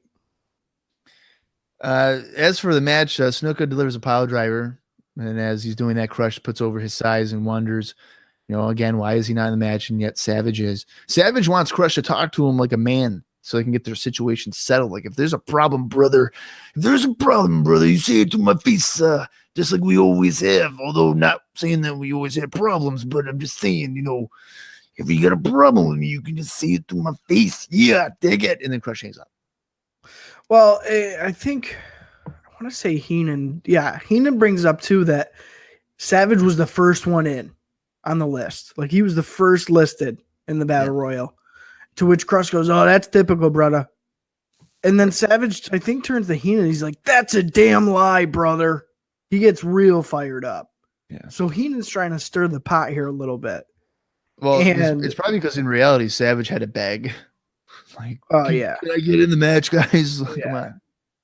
So Vince turns around and asks Crush, who's on the phone, if he's accusing Macho Man of politicking him. That's how Vince says it. Yeah. Crush says that the writing is on the wall. So that's when Savage says to him that if Crush has a problem, he can come down to him and they can talk about it. So I feel like Savage was getting a little bit either that or he's a real good actor because it sounded like he was heated. And so Crush hangs up, like Bob said. Heenan immediately after Crush hangs up goes, "Hey," he like talks off microphone. He's like, "Hey, see if we can get those charges reversed." Yeah. For that phone call. Yeah. So he doesn't want to pay for the I wouldn't want to either. fucking landline there. Yeah. So the whole phone call thing here between Crush and Savage and Bobby and Vince, I'll tell you what, I've been into it. Like, every time he calls in, something happens or something funny is like kind of worded weird. Yeah. Or, Heenan gets involved somehow. Either way, it's usually entertaining, which is saying something from Crush because he's been more entertaining over the phone in Hawaii than he has, the last 10 months physically on Raw and pay-per-views, I think. I think I'm just intrigued by the fact that they're able to kind of get a interesting feud, having started and be compelling through just a phone conversation. Yeah, like where you sit there and wanting to know, like, where is this going? Yeah. That's like part of the reason, like, if I was watching Raw right now, I'd be like, I need to know if Crush calls in next week. Yes. Yeah. Right. And you're waiting for that Savage Crush. They're talking to each other kind of thing. I know I would be invested, but yes. No, I agree. Something I'm not invested in is this Jimmy Snuka match. No. Luckily, he delivers a slingshot suplex, a backbreaker, and then he hits a top rope splash for the win. This is mostly just a trip down memory lane, although I don't think anybody really wanted to relive any of those memories. Not only that, when Snuka hits his splash, the guy like pops up in a curl position to take the big body splash, and it looked hilarious. He just like pops right up like a whack-a-mole. Yeah, he was certainly not a skilled enhancement guy, needless to say. Not only that, I thought it was funny that they used the Superfly match to put over the Crush Savage story. Well, yeah. That's awesome. Well, it's just like the other times when he calls in, you're not really paying attention to the match. No, not at all. You know yeah, what I mean? not Like, at all. You're paying attention to what the conversation is. So, and they use Snuka here to get people kind of in the door, but that's not why they want you here. They want you paying attention to the Crush Randy Savage thing. Right. So I thought that that was very well placed. Yeah, it's probably your ideal match to do that Yes. Yes. for. We then see footage from last week where IRS lost to PJ Walker due to Razor Ramon's distraction. Unfortunately, this is not going to catapult PJ Walker into some kind of superstardom or anything. That's like 7 years from now. And even the term superstar is probably a bit much. Back to the live programming. IRS is in his makeshift office at the arena, and he's not very happy. And there's, I guess, some audio problems, and trying to make sure that he hears them. So McMahon calls out, "Mr. Rotunda, can you hear us?" Which I wasn't expecting because Rotunda is his real name. Yeah, he called him that like 3 or 4 times. He did. He said that. So I was confused. Like, okay, wait, is this what he's going to go to right now, or like, what are we doing here?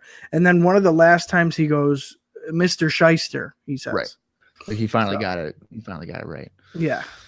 IRS says that Ramon made a mistake by sticking his nose into his business and costing him the match.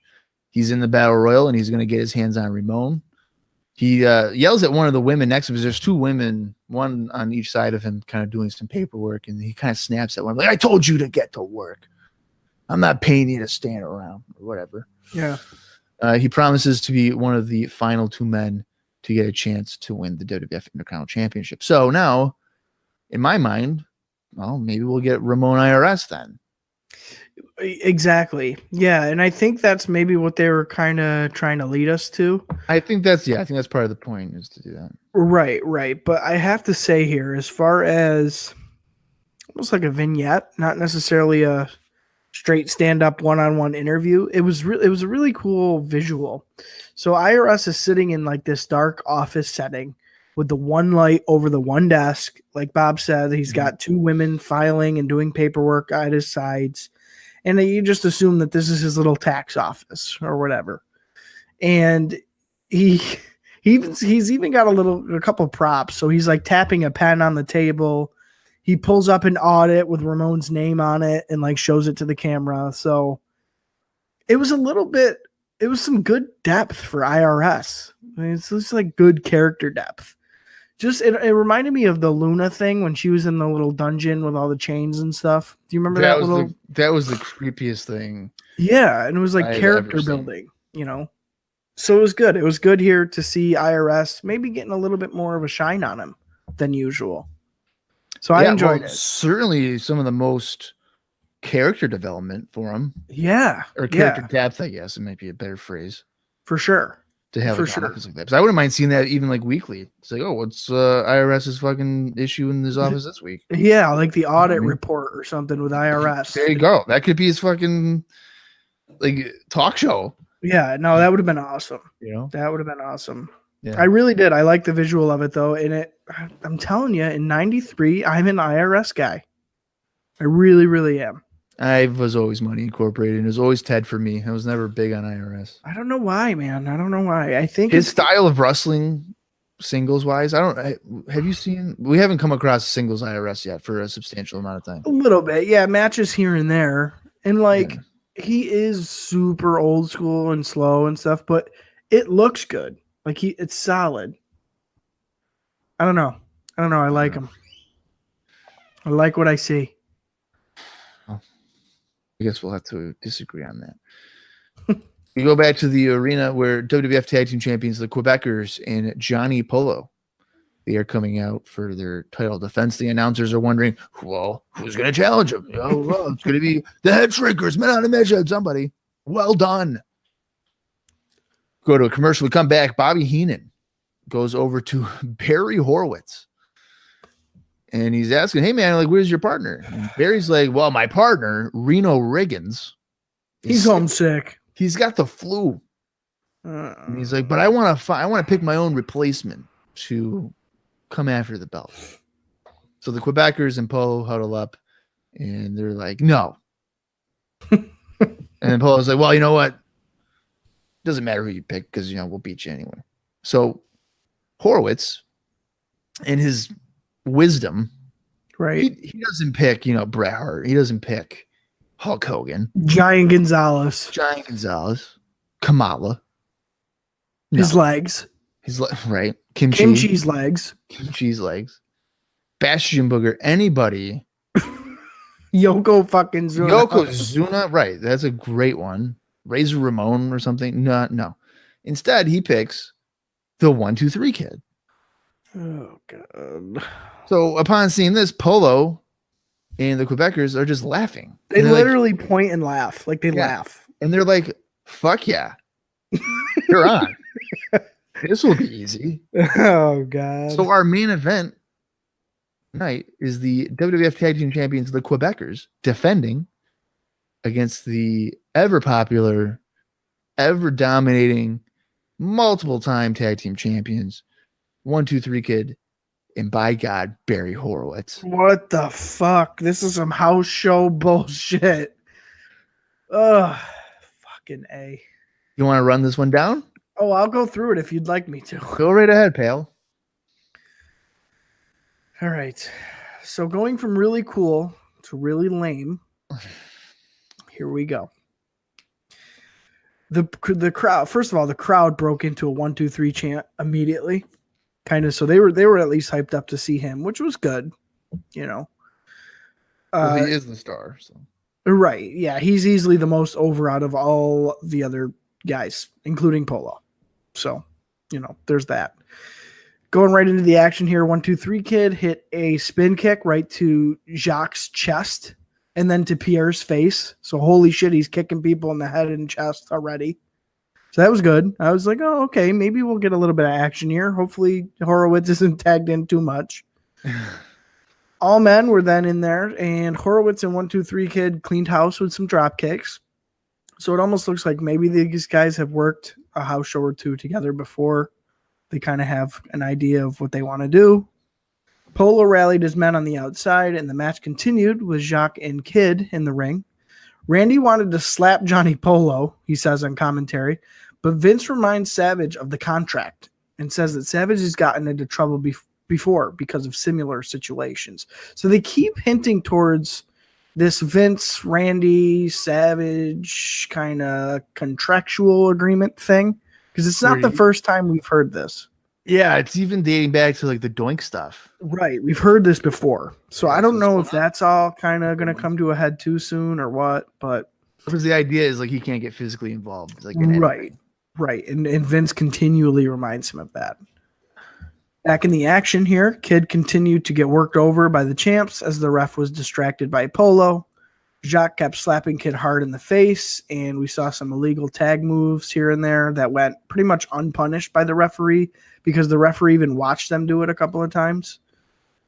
Also, side note here, why did Johnny Polo come out with a fucking lacrosse stick? Like, what does that have to do with... Isn't that part of his gimmick now? Yeah, but a lacrosse stick? He's trying to push a hockey gimmick. Well, no, I think it's just Polo in general. He's like the country club guy. Yeah. I thought it was stupid. Come out with a hockey stick if you're going to do anything. Okay. Just saying. Tough guy. Well, you know. Speaking of tough guys, Bobby made the point that the Quebecers may be the last two men in the ring next week in the IC Championship Battle Royal, which I thought was interesting, but I also thought would suck if that was the case. Like, I'd be pretty pissed off if that happened. But it's interesting because aren't they the only tag team that's in the match? Yes, they are. So that's weird. Like, why wouldn't you have maybe at least one more tag team to kind of be like, oh, it could happen with either team. You know what I mean? Yeah. I thought that was an interesting point there that Bobby made on commentary. Again, back in the ring, Jacques was knocked out cold after a kick by 1-2-3 Kid. Polo called for a stretcher, and one was brought down by officials. They loaded Jacques up on the gurney, and the ref demanded the match continue with one Quebecer if need be. Okay, so that blows my mind because that never happens for the heel team. Yeah. Because now they are the underdogs. Right. So now they have no heat. Right. And then since when's the last time you saw somebody get, brought out up until this point, brought out on a stretcher, and the ref's like, nope, match is going to continue. Right. And the thing is, too, though, it wasn't even like a devastating move. It was just a spin kick. Yeah, he spin kicked him, and then Jacques oversold it and fell out to ringside, basically. Right. So I feel like the direction I would have gone in was be like 1-2-3 Kid got knocked out. Now it's just Barry. Or something like that. Yeah. Because I think the whole idea behind this spot was to be like, The Quebecers trying to pull one over and be like, oh, we can't. Yeah, well, can't continue. Got to just retain the belts and can't fight anymore. But instead, the ref was like, no, fuck you. The match is going to continue, which never happens. So, I don't know. It was just, again, it's like overcomplicating things.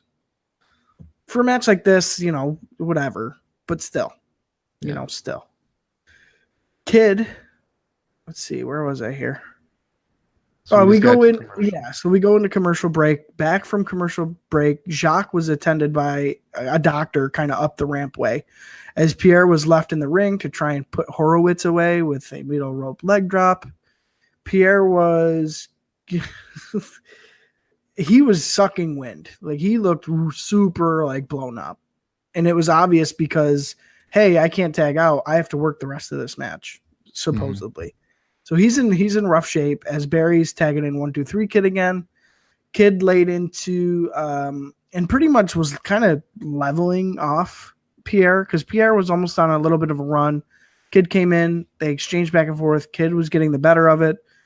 Pierre was able to rally back with a clothesline that looked pretty devastating. And then Kid attempted to fight back as Pierre caught him again with a kick to the chin. Kid went for another, but Pierre ducked to cause Kid to go over the top rope. So like the typical spot there. Polo rode him, like, so he picks up Kid. Johnny Polo picks up Kid, rolls him right back in the ring to allow Pierre to get the cheap victory. So he just throws an arm over him for the 1, 2, 3. It was a really weird match, I thought. It didn't make sense to me, the whole kind of format of it. They continued to kind of put the spotlight on Pierre, which I don't know if he's necessarily the stronger character of the two. Stronger worker, maybe, but character-wise and like interest level, again, I've said before, I'm kind of more interested in Jacques, which I know you're interested more in Pierre. Well, I think Jacques is the promo character. Yeah. So he'll probably talk you in, but Pierre would be the guy. He does the work for the work. Yeah. And I think I've always been more of a work guy. Right. Right. Hey, that's fair. Just the whole stretcher spot, and like Bob said, how, you know, Jacques gets kicked out or knocked out from a regular kick. Like, what the fuck? 1, 2, 3 Kid kicks guys like that all the time, and they don't fucking get knocked out. So it was just kind of from start to finish a really bizarre match, the way they kind of laid it out. And then you get the cheap finish at the end. Does Pierre really need a cheap finish to beat? Why can't he just pin Horowitz? Why can't Johnny Polo hold 1, 2, 3 Kid's legs for Pierre to pin Horowitz for a win? You know? I don't know. Just, I wasn't a fan of it. I didn't really like this match. But it was what it was. Well, for me, it was just something different. Not like your standard stuff. The angle that they went with, I don't think was ideal. No. Just because, you know, you're watching it and you're almost feeling like I should feel bad for Pierre. Right, he's at a disadvantage. He's at the disadvantage, yeah. To where it's like, well, I mean, realistically, I would probably have Horowitz get hurt or something. Yes. Have 1, 2, 3 Kid be like, I gotta do this on my own. You're gonna get more investment. Not only that, I was just gonna say, because now 1, 2, 3 Kid's kind of gotten thrown into this situation. He gets picked randomly as a partner and then has to fight by himself because the guy who picked him gets knocked out. Yeah, but then also, like, Horowitz is such a random choice. I feel like this would be a good time to do like PJ Walker and 1, 2, 3 Kid. Yeah, Walker, that would have been good. IRS, you know, Kid got momentum. They'd be like, oh, these guys could pull off the ultimate upset and become tag team champions. That would have been good. That would have been a lot better, I think. Because like as I was watching, I was like, why don't they just do something with PJ Walker then? Right. Horowitz is just a random, like literally. I mean, I get the idea here that the Quebecers are taking the cheap way out and potentially blows up in their face, but yeah. There's different ways to go about it. It's not a bad match or anything. The finish was pretty lame because we've seen that already before. Yes. Jannetty hitting the floor and then just getting rolled in. Yes. So it's always a flat finish with that, but it's not anything overly negative or overly positive for me. I could see how you appreciated it for it being something different, but I don't know if it was necessarily different in a good way. Yeah, I don't think it was successful for what they were trying to go for. Right. To close out the show, Razor Ramon comes out to be interviewed by Vince McMahon, Heenan, and Savage. Ramon says that he is easy to find in regards to IRS wanting a piece of him. Savage is noted as being in the Battle Royal as well, and he says that he respects Ramon. Although I don't know if you respect me. I don't know, brother. I don't know what's going on. But the strong survive for the Battle Royal. Heenan doesn't think that Savage has much of a chance. Yeah, just kind of another weird interaction. Like, what's Randy Savage and Razor Ramon really have anything to do with each other in 93?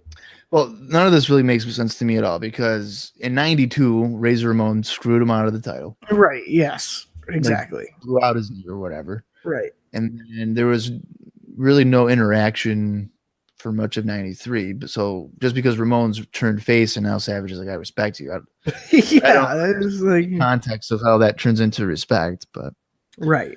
No, that's the thing that kind of got me. I was like, okay, this is what we're going with. Okay.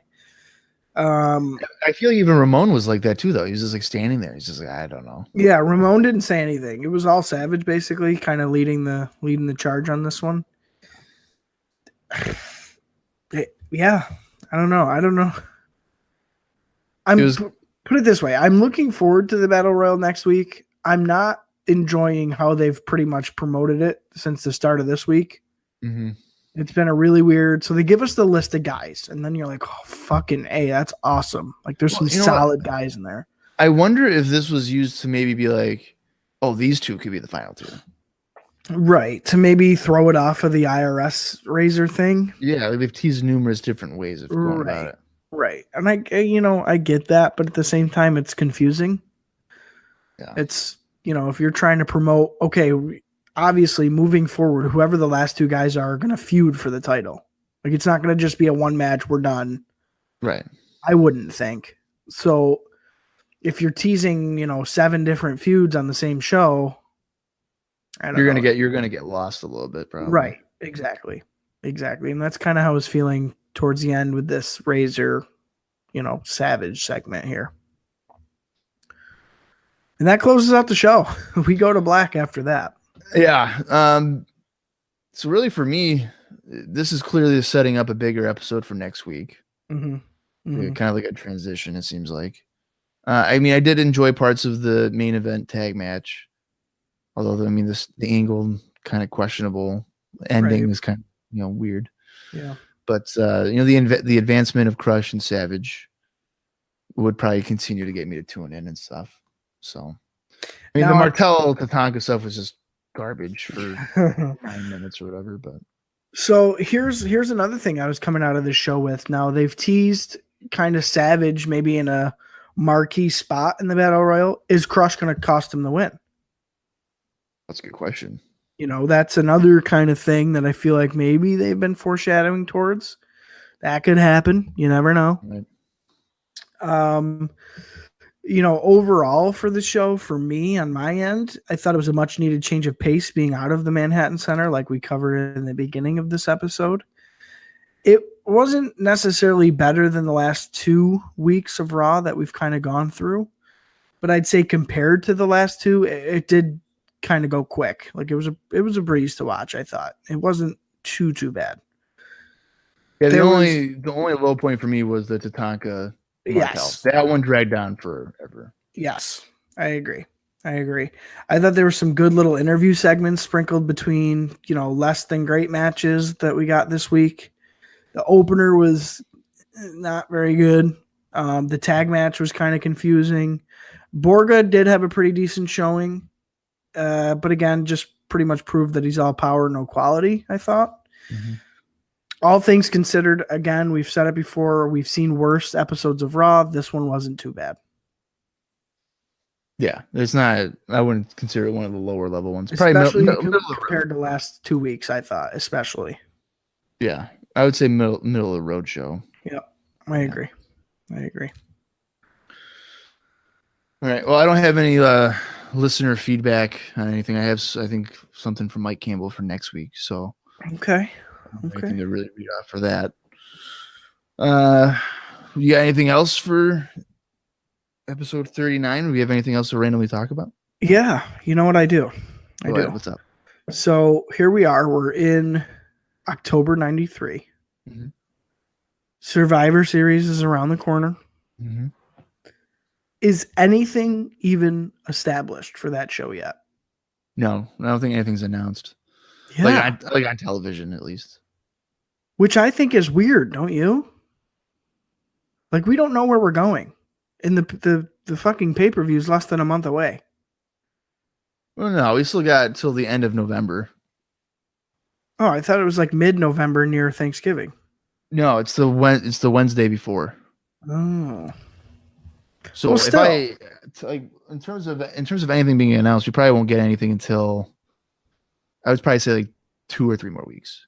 No, I would have been building shit.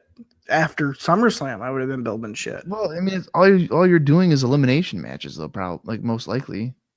Yeah, but even still, I mean, even those sometimes have a story behind them. Like they try to, at least. Yeah. I have no inclining of anything. Like what?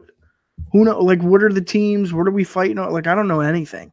Well, I mean, Yoko and Luger will probably. I mean, they'll lead teams. Who knows? We haven't seen Luger. Who the fuck knows? I would have to imagine.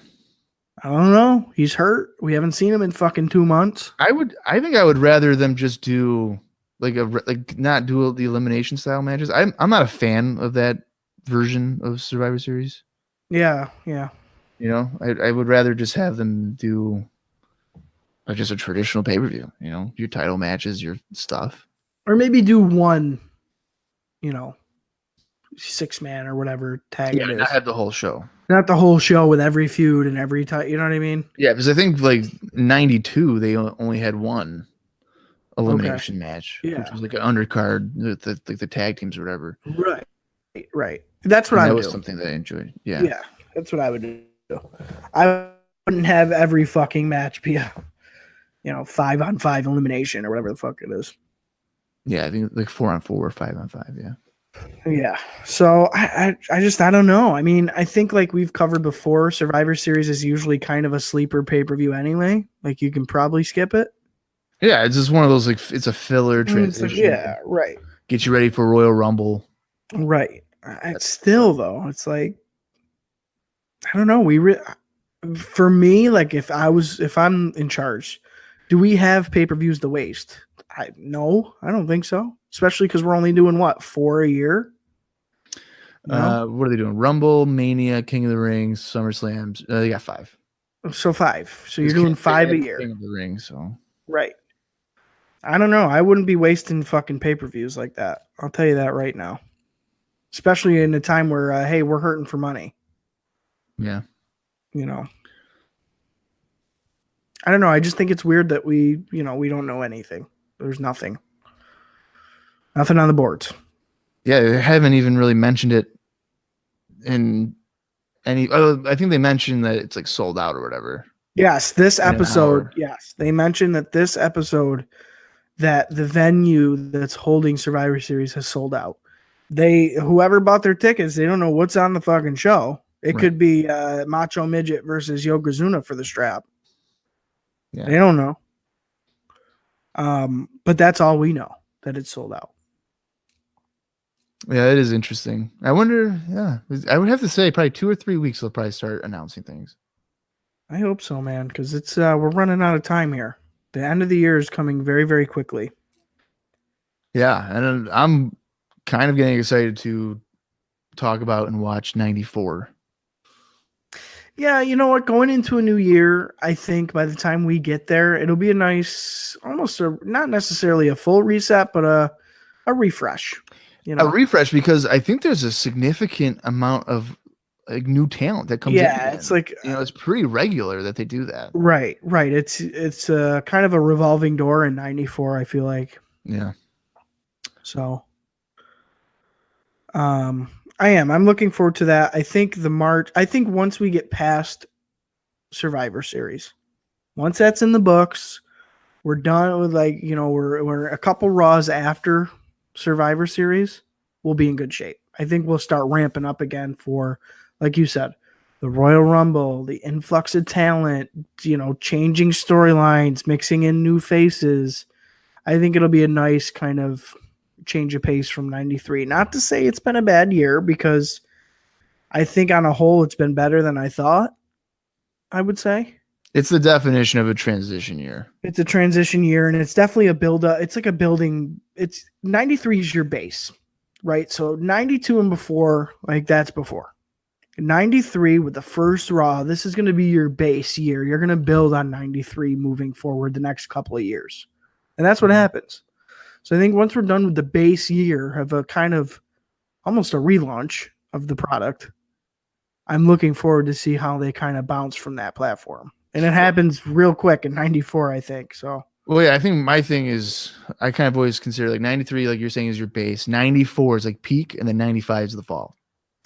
Yeah, 95 probably by then is like the crescendo. Like, okay, we've been 94, you're going up. You're chugging up. It's like a roller coaster. By 95, you've already gotten over that first peak. You're going down. And then I think 96, you're kind of on your way back up. Yeah. Well, a lot of people consider 95 to be like one of the worst years in WWF. So it'll be interesting to see if we just like murder it. Like, oh my God, everything is just awful. Yeah. And, I think 95 as a whole, like business wise, was a bad year for wrestling. I don't know why. Oh, yeah. No, it is. That Smoky Mountain goes out of business. Yeah. WCW fucking rough in 95. You're getting fucking Dungeon of Doom and all that bullshit. Yeah. Well, until I think, the idea to go head to head really kind of saved it there, probably. Yes. It kind of woke both companies up. I think it woke up the wrestling business because they started kind of floundering a little bit. But it's nice to know in 93, we're not feeling that yet. We're not. You kind of get an inkling that, hey, business might not be at its strongest, but you're not like, holy shit, this shit sucks. They're going to close the doors next week. Will they even have a show? It doesn't feel like that. No. So I've enjoyed it. I think it's been a pretty decent year. Again, better than I remember it being, because I haven't really seen too much of 93. So all things considered, Bob, it could have been worse. So I'm looking forward to getting through the next pay-per-view, heading into the new year, and seeing what that kind of holds for us. Yeah, and I guess kind of just a rundown of what we got future in terms of recording. Obviously, we'll be going through and doing the Raws leading into Survivor Series. We'll also be doing the Survivor Series Showdown. The only version I could find for it is the hour version. I know it was like the similar length for it originally is the same length as what you would get for March to WrestleMania and stuff like that. But right, I could only find the hour version. It's not like we'll miss much of anything anyway. But right. We'll be able to watch that. And then probably after we get through Survivor Series, we'll probably do a couple more bonus episodes in terms of recording. Seems to be the general trend that we do. Yeah, I think it works well that way. Yeah, we'll get to a pay-per-view and then take a couple weeks off, which no one will ever realize anyway, because we usually have a bunch of episodes saved up. Do a couple bonus episodes, and we did one with Joe, which will be probably released in November. Yep, Joe Fortune of Relevant Wrestling Productions. He was a character in himself, so I think you guys will enjoy that one. Yeah, he's a good guy. If you haven't already heard it by now. No, I don't think they would have yet. Okay. But I don't know. Yeah, so that'll be sometime in November, because he was with us for the Coliseum video one. Mm-hmm. And then we did a Slamboree 93 as well. So I'll figure out the order in which I want to do it in terms of releasing them. Bob calls the shots here on the show, folks. So don't mess with me. I don't know. I don't know what he's doing. Who knows? I just talk. I've still been thinking about doing like a Memphis podcast where I just like talk about it, but then I was just like, I don't know if I could do it. You got to see, that's the thing, man. And I'm sorry to say, but I don't think I could be dedicated to that one. You'd have to really find somebody who would not only have access to watching it, but has a big interest in that. Like if you could find a local guy who was maybe really into the promotion, Well, no, it's not even that. Like I wouldn't. I'm not suggesting I would want you to do that. No, because like I started. I have the footage, like I've said, starting in '86, Right. and I was going in blind. Like I pretty much had no idea what the hell was going on. Right. And then I would just kind of talk about various things that you come across or whatever. Today I actually finished the last episode of 1986, so I'm moving on to 1987. And guess who's making their debut? Jake Roberts. No, I don't know. Soul Train Jones. Who the fuck is that? Virgil. Oh no. Oh no. Yeah. Well, that was a good run. Yeah, right. I had a deal with fucking a guy by the name of Big Bubba, and I was thinking, oh my god, cool, Big Boss Man, Ray Trailer, right? No, it is Typhoon. What? Yeah, he was in there as Big Bubba. Oh, that's weird. I know. I was just like, holy shit, there's just so much. I mean, he was dreadful. I was gonna say, how was he back then? Oh, brutal. Yeah. It was so boring, so bad. Right. They do the same angles. Like I don't know how many referee angles they've done, but dear Lord. Yeah. Tojo Yamamoto. Yeah. A lot of racial stuff going on, Yeah. like the jabs, and they're calling people fags on there. It's just ridiculous. Yeah. No, Although- it's One of the characters on there that is one that I was not expecting I would enjoy as much as I have is Boy Tony, who is Tony Falk. It's actually pretty good because the guy. I'm not gonna go on a tangent. I'll turn this. Here, welcome to Memphis, Pod. No. So he starts off in '86 as like a total jobber, right? He's just losing all the time, right. and then the character is that he goes to a Boy George concert and is inspired to like be Boy George. You got to be shitting me. I swear to God. So he's Boy Tony, and he's all flamboyant. He's giving like hygiene tips and everything, and then like he starts beating people. Oh my god! Like he's like to close out '86, he beat Tracy Smothers like 2 or 3 times on television, and I'm just like, this guy was just losing, and now he goes to a Boy George concert and. He's suddenly one of the best wrestlers they have in terms of win-loss or whatever. I'm like, this is ridiculous. Well, you know what you should do, Bob, now that I'm thinking about it? Yeah. I have on my Facebook a classic Memphis wrestling page liked. Mm-hmm. If I were you, I'd go like that fucking page, message them, and see if there's somebody on there would be interested. Why do you have a classic Memphis wrestling page liked if you don't watch Memphis wrestling? Because I like later Memphis wrestling. 1986 is not late enough? Well, its peak years are in the 70s. Well, yeah. You know.